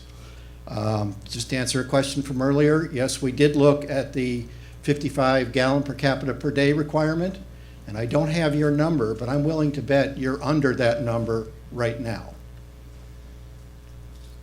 On the water loss program, you are our biggest participant in the shared service water loss program we do, not only from doing the calculations up front, the assessment, but doing the actual field work on water loss and the meter testing. You are setting the example, and your performance in terms of 2 to 4% water loss is just exceptional. You should be praised for that. Finally, I'd like to thank you. I'd like to thank you for bringing this project to this next phase. There's a lot of work that's ahead.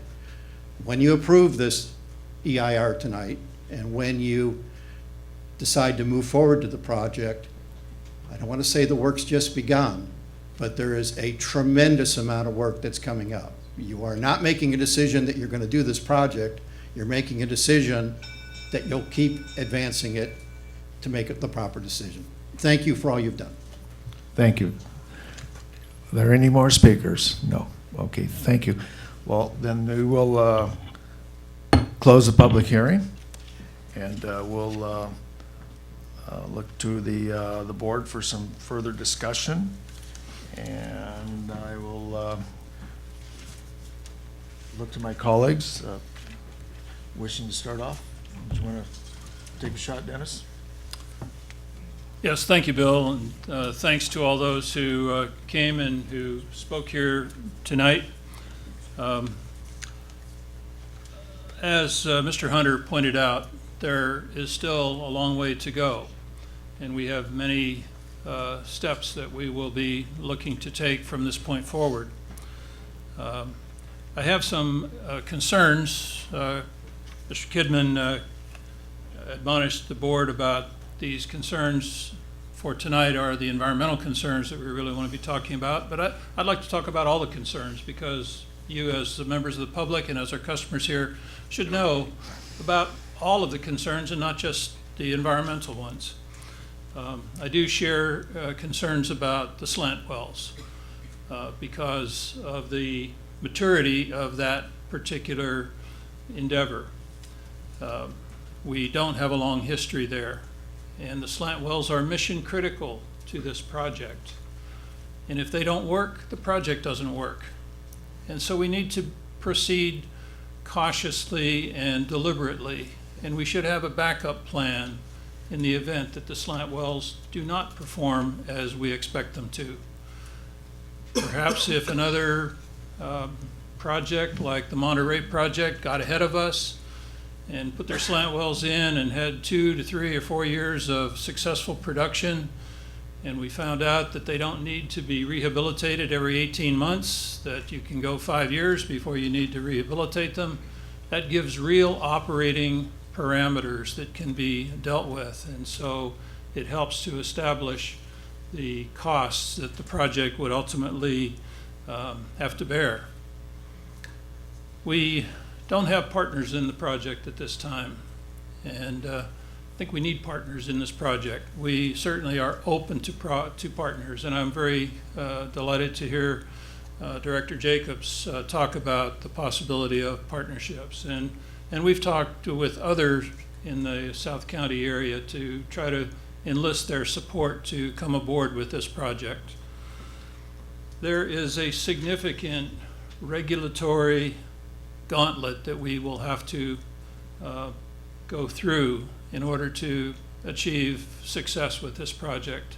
And there's a lot of risk involved in that regulatory gauntlet, and it continues. I almost called it regulatory purgatory, because you don't know from day to day what the new item is going to be that could ultimately cost your project a significant amount of time or money or both, or even success. And so we need to be very mindful as we move forward that we have this very strong regulatory, very high regulatory hurdles that we'll have to cross, and many of them. This project has been talked about by Mr. Seckel and others as having a regional benefit, and the staff today talked about it providing regional reliability. And I think it's important that we look at that regional reliability and then ask ourselves the question, if it is a regional asset, should South Coast be the only one paying the bill for it? And again, that gets back to the partners. We need those partners to come aboard, because those partners will help to defray some of the expenses of this regional asset. And I think that would be a very good move.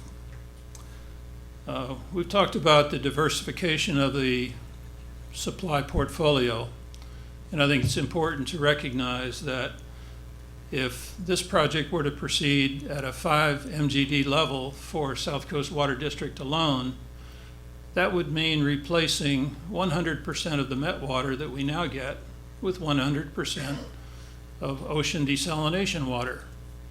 To me, that's not diversification. That's just a one-to-one replacement. And so we need to be careful in terms of our future water planning that we continue to look for diversification. We continue to look for more opportunities to expand our recycle system.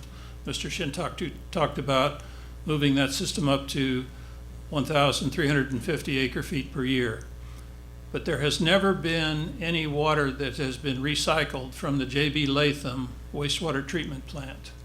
There's an opportunity in the future, as the J.B. Latham treatment plant undergoes rehabilitation, to correct that problem and to actually gain some recycled water at J.B. Latham, and perhaps further expand not only South Coast Water District's recycled water opportunities, but provide some of that water for our neighboring agencies who have great opportunity for getting into the recycled water business. The city of San Juan Capistrano, namely, they've had a very robust program that has been kind of put on the shelf for lack of funding. But they're new partners in water with the Santa Margarita Water District. Perhaps that can be brought off the shelf now, and some additional recycled water can be brought about. We've also talked about reliability tonight, and I want to remind everyone that the reliability of this project is fully dependent upon electricity. And so if we have a cataclysmic event here that takes down the water lines and causes severe disruption of that kind, or something like happened in Puerto Rico and takes out the electric grid, then this project is no more reliable than the whatever amount of power, standby power that we might have to run it. Mr. Harris talked about the power costs for this project, and I'm sure that he's looked into how much power this project takes. It takes 3.5 megawatts of power Now, that's just a number to most of you, but let me put it this way. 3.5 megawatts is 1/3 of the amount of power used to power the entire city of Dana Point. So it's not a trivial amount of power. And to have standby generators or batteries or solar or any other power source, if that's going to be part of the project, and if the reliability is really going to become an issue, then we need to factor that into the project. And to my knowledge, I don't think we've really come to a decision about whether we're going to buy standby power at that quantity or at that cost. So, not related to environmental is concerns about cost. And I know we're not going to talk about cost, and that's not part of what we're here to think about tonight, but it is part of what this board needs to undertake. And that is a very serious look at the cost of this project. And whatever the total number is, it's really the affordability of this project to the citizens and the ratepayers that we serve. And we need to be very careful that we don't undertake, as Ms. Nelson said, a project that we just simply cannot afford because we think it's cool and it hits all the right markers. It's really got to be financially sound investment in utility infrastructure. Part of making it a sound investment will be potentially bringing those partners on board who can help to underwrite some of the costs for the project. So that's kind of a summary of what my thoughts are about this particular project. Thank you for your attention, and I'd like to hear from my fellow board members about their thoughts and ideas on this project. We'll just move down the line. Director Rayfield, do you want to? Not sure if this mic is working, but I'll borrow Rick's. I promise to give it back. I'd really like to begin by thanking everyone who's here tonight and for the thoughtful and helpful comments we've received. I also want to thank everybody on our staff and the consultants for really a first-rate job in putting the draft EIR together. And for the thoughtful responses to the questions, concerns, ideas that were raised in the public comment period. Really an outstanding job. I think I can totally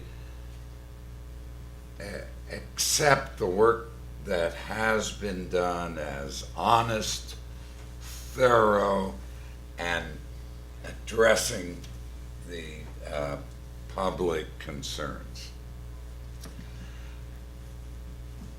I'd like to thank Mr. Green. Harold? Yes. Pardon? Yes. Green. Yes, yeah. With a B. Oh, Green, I'm sorry. We are really seriously concerned about alternative energy sources, renewable energy sources, and environmentally, if not renewable, environmentally friendly. So we're looking not only at solar, we're also looking at fuel cells and anything else that makes sense economically. As Dennis pointed out, our power bill is huge, half the operating cost of a typical desal plant. So to the extent we can reduce that power bill, it's a real cost savings. Having said all that, and appreciating the comments that Dennis made. I think the work done by the staff on the EIR is not only sufficient to approve that work, but almost mandates approval of it. It is so thorough and accurate and well done. So I'm prepared to move forward on that this evening. Thank you. Director Urkeneff, please. Well, I'm going to pass out more thank yous, again, to our staff, to our consultants, and effectively to our partners who helped start this project in MODOC. Having toured the slant well when it ran for approximately 2 years, Carl, and looking at the technology and looking at where we as a state are going to be in the future, our water supplies are shrinking. In fact, they're oversubscribed.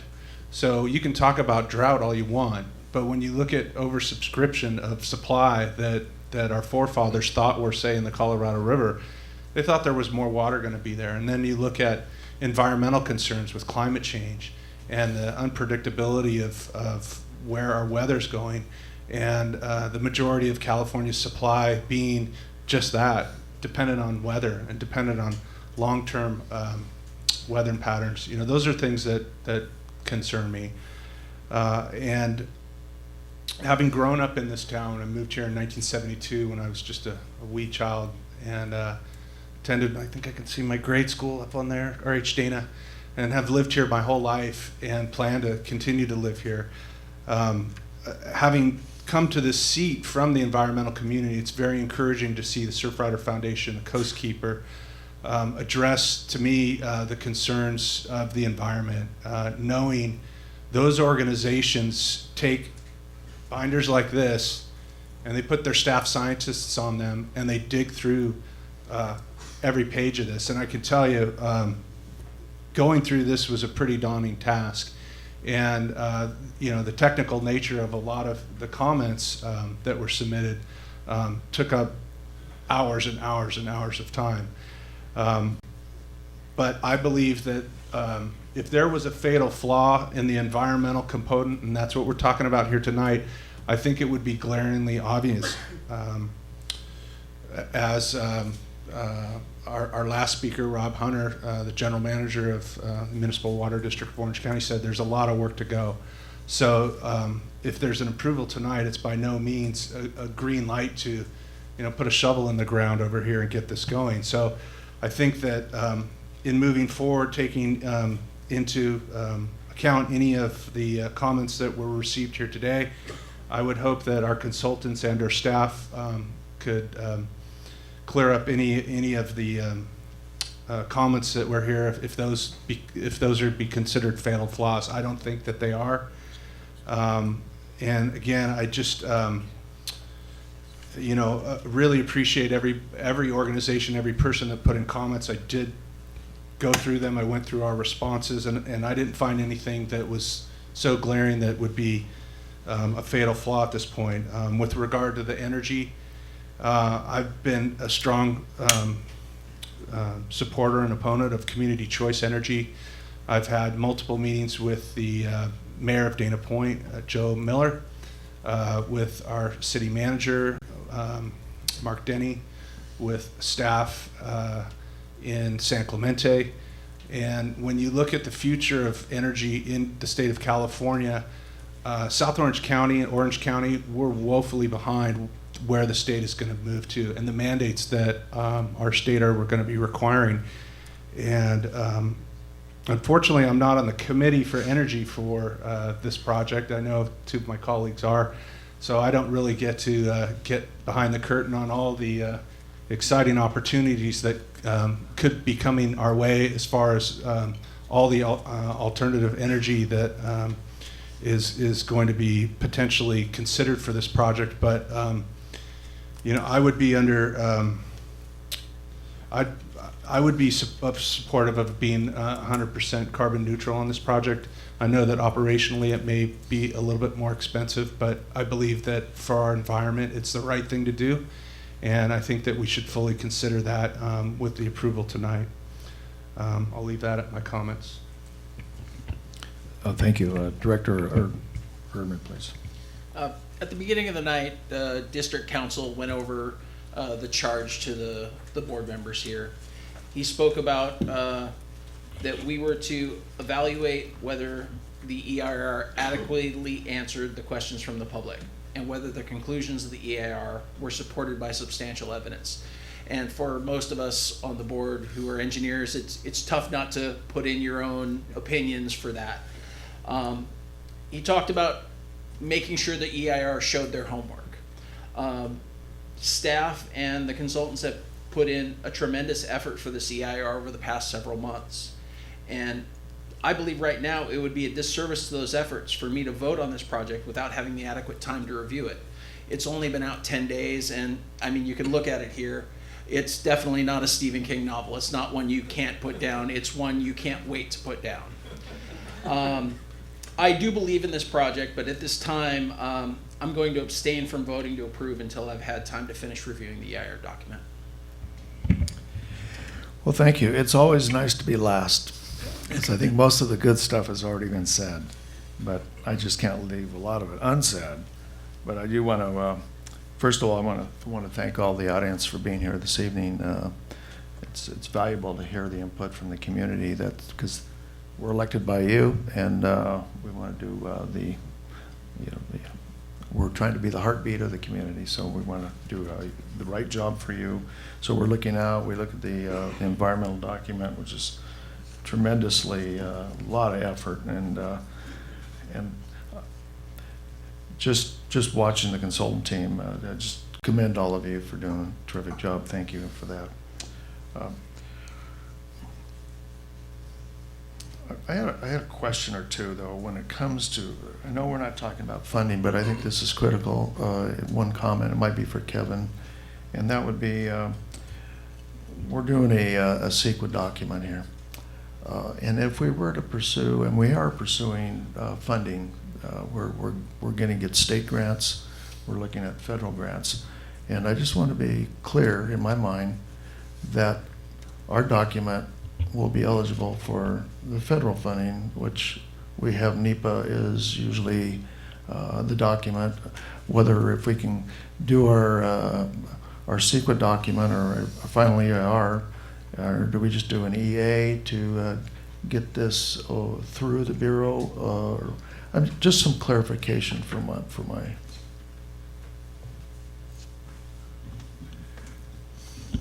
Certainly. I will give it an initial response, and if you'd like to drill down, no pun intended, a little deeper. So for the vertical or slant? Slant, well, clearly. So for the SRF loan process, the CEQA Plus process, we've coordinated very closely with the State of California staff.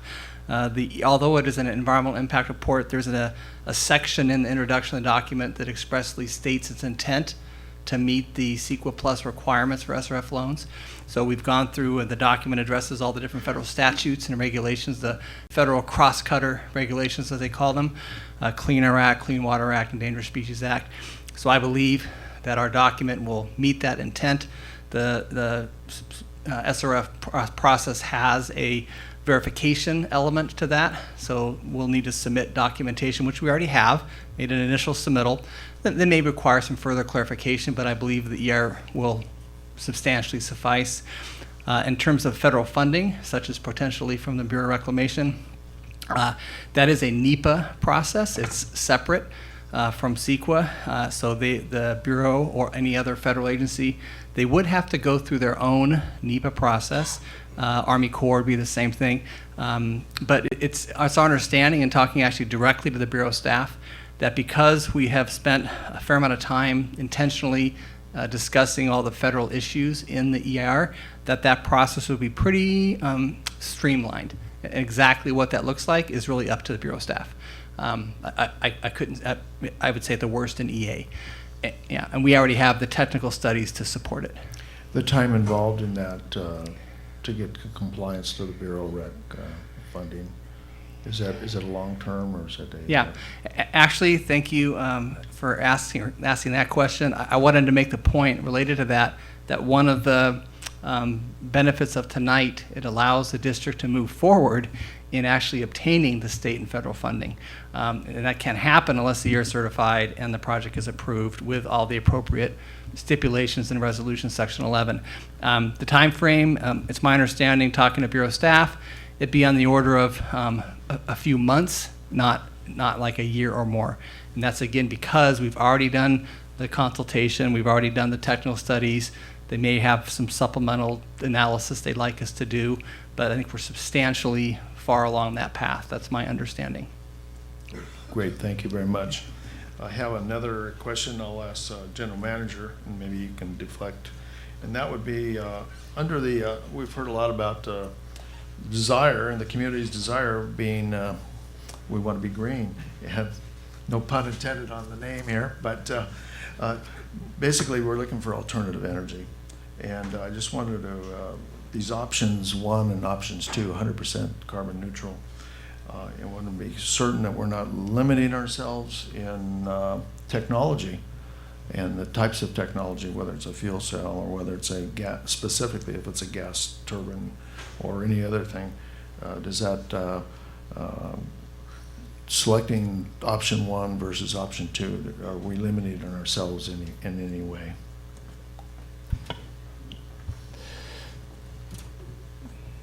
What we're starting with is the alternative energy analysis. So we are in the process, we completed a draft alternative energy analysis, but we're going back and revisiting it. We received a number of good comments from the public and from the board.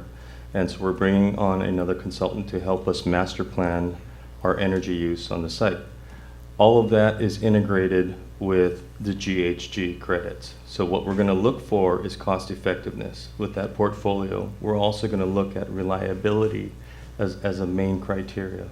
Mark has the dollar amounts. He's done some research into the GHG credits that we're looking at for option 1 and option 2, and we could provide the board a range of those costs per year. Granted that this is just for this period of time. Yeah. Yeah. Well, thank you. I think that I understand that, and I know we're not focusing on cost per our general counsel here this evening, but it's always on everybody's mind. But okay,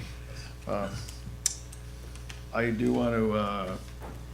I do share my colleagues' concerns on where we're heading on slant wells. We are pioneering a bit. I know MODOC was the real pioneer of 18 months or so. They had the 1 million gallon a day pump going out here at Doheny, so it worked very well. And I understand talking to the Monterey folks, in fact, the CalAm or the project proponent or owners up there, they did quite a bit of research. They had concern about slant wells as well, and they went into some. They hired consultants and they went out and found several slant wells that were operational. So they wanted to share that expertise with them, and so we are pleased that actually helped me feel a lot better about that. But yeah, I also want to suggest that the slant wells and the brine mixture that this project is going to undertake is really very consistent, and it's right in line with where the environmental community wants. If you're going to have a desal, this is the. I think I heard Coast Keepers say this is the right project, and the reason we say that this is actually pursuant to the Cal EPAs and the Ocean Plan Amendment. So we're not doing anything out of the box. We're right in line with what the environmental community and the state of California is. I believe this is what they're calling the model project for California. So I'm very pleased with where we're heading on that. I believe the team has performed a remarkable task. And I know in the findings, we had to go through some alternatives. There's a no project and there's several other project alternatives. But I think when I read the last couple of, it's in the last couple of pages of the document, we have an environmentally superior alternative. And so with that, I'm pleased to support the project as well. And what I'm going to do, one last thing. I wanted to thank, if this project is approved, and I think this will open the door for the partnerships that make the project feasible. And also I wanted to thank the President Jacobs for coming and acknowledging, and also their general manager, Dan Ferens, is here this evening. So thank you to Santa Margarita. We appreciate that, and appreciate them considering the Doheny Desalination project in their water portfolio of 1,000 acre feet a year. So with that, I have no further comments. But before we call any questions or go any further, unless my colleagues have some other statements, go ahead. I don't know no other statement, but I would like from the staff to understand if this EIR is certified tonight, does that mean we're not going to be doing any further analysis or looking at potential backup plans for the seawater intake to this project? Where's that going to leave us with respect to the with the slant wells? Okay. So the next step, if this is approved, is to bring forward a series of workshops to the board to discuss a cost estimate that we're having prepared by a third party right now. That cost estimate should be completed in the next 2 to 3 months, where we can kick off board workshops to look at the assumptions that they used and design assumptions, design methods, and to question that. So I can see that happening over a series of workshops with the board in parallel with our permitting process that we're moving forward with. Hopefully that. Wayne, did you have? We're sharing mics here. I wanted to make note of one thing that I forgot to mention. And a number of people have said tonight and at other times that the water utility, South Coast, did a great job in conserving water. And I wanted to point out that's not us. It is our customers. Many of the folks sitting in this room and throughout South Laguna Beach and Dana Point. And so we need to thank all of those people. It's not South Coast that's done the conservation. So thank you all for that. And I, in reflecting more on the comments we've heard from the folks here tonight, the comments that we've addressed in the EIR, and from our colleagues on the board, I think it's really time to move forward on the resolution. So I would like to make a, pardon? You can make the motion, but we're going to take a recess before we go into any That's all fine. actions. Okay. Would you like me to hold a motion until after the recess? Go ahead and make the motion. Okay, I'd like to make a motion, first of all, in favor of the staff resolution, recommendation regarding a resolution number 2918/19. With option 2, is that? Well, I thought we were dealing with them separately. Okay, well, then we will. And if we're not, I'll include option 2 because I think that's really the right thing to do from an environmental viewpoint. Our general counsel has a comment. One of the reasons for needing to take a recess is that we need to get our expert panel an opportunity to compare their notes relative to comments that were received tonight, and either, figure Well, I'll out where put my those. motion on hold if that will. Well, it's going to do. be on hold anyway. I'm just Yes, I know. explaining that there's. Well, but now I'm the holder. We need to see if there's a need to draw a little roadmap about where some of the comments have already been responded to, or if there's anything new. Okay, thank you. Thank you, Wayne. Thank you, Art, and thanks for your patience, Board. We're gonna, it's now 8:15. We're gonna take 15 minutes, and we're gonna start sharply at 8:30. Thank you.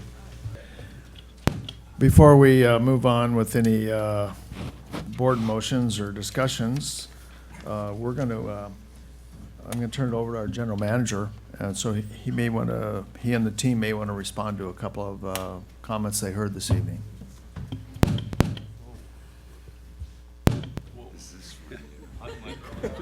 I don't know why I said so. No, this is my last one.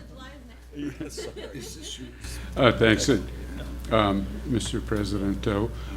We're going to respond on the record to some of the comments, just to sort of put the dot on the I. Good. And then that'll be on the record and become part of the regular proceeding if we have to ever defend the decision. Thank you. Thank you, Art. Thank you, Mr. President. I'm going to start with the response to Ms. Mandy Sackett. One of the questions, a good question on 94 GPCD indoor, and it doesn't seem to be tracking the 50 or the 55 GPCD compliance criteria that's being developed by the state right now. And I need to apologize because my slide showed a 141. So that's our total demand divided by our per capita. What the state is talking about is indoor residential use. So our indoor use is actually 90, this is from fiscal year 2018. I had this chart prepared for me. It's 98.9 gallons per capita per day is what the district customers are using. So this is 98.9 gallons per capita per day. So that's the total residential indoor and outdoor use. Right now, as with most typical utilities, the indoor use is roughly 50%. So roughly 50% of what you use is outdoors. So if you divide that by 2, 98.9, it's slightly under 50 GPCD. Now, when these requirements start to take place, there's a lot more hoops we need to jump through to verify what that number is. And MODOC has been helping our agencies with the tools that we need, the technology tools. So we will be working closely with them to verify what that number is to ensure that we're in compliance with the state criteria that will be released at a future date. So that's one response. The other good comment there is Mr. Harold Breen advised us to use solar and integrate solar into this project. That is part of our preliminary design. We want to maximize solar on that site, not only on the desal site, but on the entire lot that we own, the 26 plus acres that we own. So that is definitely part of the solution and something that we are going to investigate and work with the regulating parties, the permitting parties to ensure that we can maximize solar on site. So that would conclude my responses. Kevin Thomas, the EAR consultant, will complete the rest of the responses. Thank you, Rick. I will provide a brief response to some of the other comments received tonight, and then, of course, if the board pleases, we can elaborate further. So there was a question or comment regarding the potential effect of Doheny State Beach use, recreational use during construction. I just want to clarify there'll be no effect on marine recreational use. We're not having any open marine construction at all. The slant walls are subsurface, so no effect on surfing, no effect on the beach or swimming.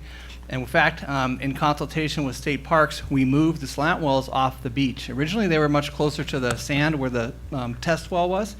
So we moved those well off the sand, inside of the boardwalk, and actually in the kind of landscape picnic areas. So, and that'll be a very relatively small fenced area, won't have any effect on even beach sand use. And that'll all be through consultation with state parks through the encroachment permit process.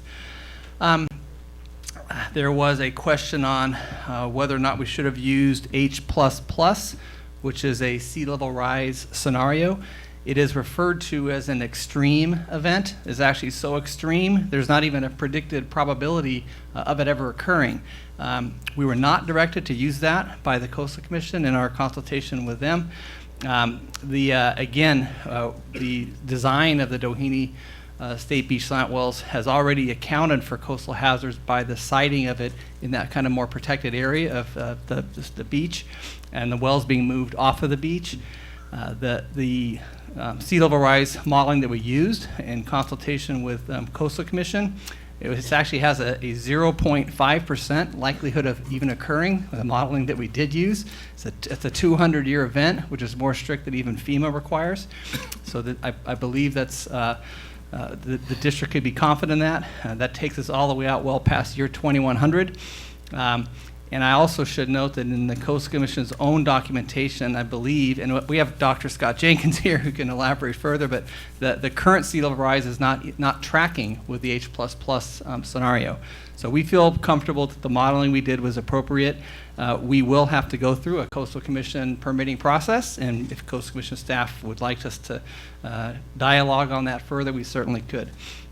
There was also related to that a comment about just being aware of potential coastal armoring on portions of Doheny State Beach south of the San Juan Creek Lagoon. That the concept in the EIR is really that if slant wells are sited south of the lagoon, they would be in the campground area, not the more narrow day use area.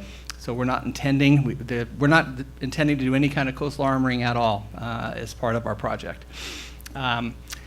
There were a number of comments made regarding slant well feasibility and other issues. I just want to briefly respond to those, and then if the engineering team would like to elaborate, please do so. There was a couple questions regarding slant well feasibility, and I think the word experimental was used. I just wanted to reemphasize what was stated in the EIR, and I believe in Rick and Mark's presentation, the slant wells are not experimental. In fact, they've been the two different test wells drilled, one at our own site at Doheny State Beach, and then another one up in Monterey at Marina. As part of those projects, as Rick mentioned, there was extensive research into the slant well technology. We devoted an entire response to that in the final EIR Master Response number 4. So staff is comfortable acknowledging that with any technology there's some level of risk, but we feel confident that that technology is appropriate for the site. And again, it is the recommended approach for ocean desalination. There was a comment about brine discharge modeling not being, I'm paraphrasing, reliable, and I would emphasize that the brine modeling we're using is at the direction of the State Water Resources Control Board and the Regional Board, and that modeling is based on protocol that went through an extensive brine panel workshop process that Dr. Jenkins was part of, with extensive literature review, peer review of modeling. So again, staff feels confident that the brine modeling has been done in an appropriate way. And then finally, there was a comment that the district should be pursuing what's called DPR, direct potable reuse. I would I think Mark touched on that, but there's no clear regulatory path for doing that in the state of California at this time, and we've not been asked to consider that by the state regulators. And with that, be happy to entertain any other questions, but from us or the team. Thank you. I believe that concludes all the comments. Oh. Sorry, I just wanted to add one more clarification on DPR. In the programmatic level, when it does become permitted, that's where we have put in for the flexibility so that at some point in time, if that project becomes feasible and intended for use by the various water agencies in the area, then this plant would be flexible to accept a blended flow, so you could have a combined DPR ocean desal project. Thank you. Okay. I'm not even touching that. Okay, thank you. Well, that takes us back. I know we have a motion that is coming off a hold, and I believe that motion was going to be for the approval of the final EIR, and together with option 2, which is the 100% carbon neutral, the resolution 29/18/19. I think also you wanted to include the adopting the mitigation monitoring and reporting program, attachment A, as well as the findings pursuant to CEQA, attachment B. Is that? That's correct, and I'd like to slightly modify the motion. I'd like to also add, thank you, that we ask staff to develop a work program to address some of the issues that Dennis raised in his comments. Very good. Okay, I'll second that. Any further discussion? I would just like to, you mentioned, Bill, that someone had some numbers as to what the mitigation costs are projected to be, both for the option A, for one and option A and option B, and I don't think we've heard what those numbers are. There we go. Sure, I can provide those numbers. So based on some recent costs for carbon credits in the market, for net greenhouse gas offsets, if we assume a low end of $10 a metric ton, we'd be looking at about $59,000 a year. And for the 100% offset, we'll be looking at about $82,000 a year. We've been seeing numbers recently ranging from, say, $10 to $16 a metric ton. So at $10 per metric ton, we're looking at 59K versus 82. If we look at $16 a metric ton, we're looking at about 95,000 for net GHG offset, about 131,000 for the 100% offset. That's kind of the current market pricing we've been seeing. Thank you. Going once, any final comments? Okay, and I'll call for the question. We want a roll call because the resolution's involved. So you want me to make I'll go Director Erdman. Abstain. Director Erkeneff. Yes. Director Rayfield. Yes? Director Erdman. Yes. And Director Green, yes. So that's a 4 with 1 abstention. So we have a EIR. Thank you. Thank you to everybody. Thank you to colleagues. Thank you, Art. Well done. I have one last duty this evening. Meeting's adjourned.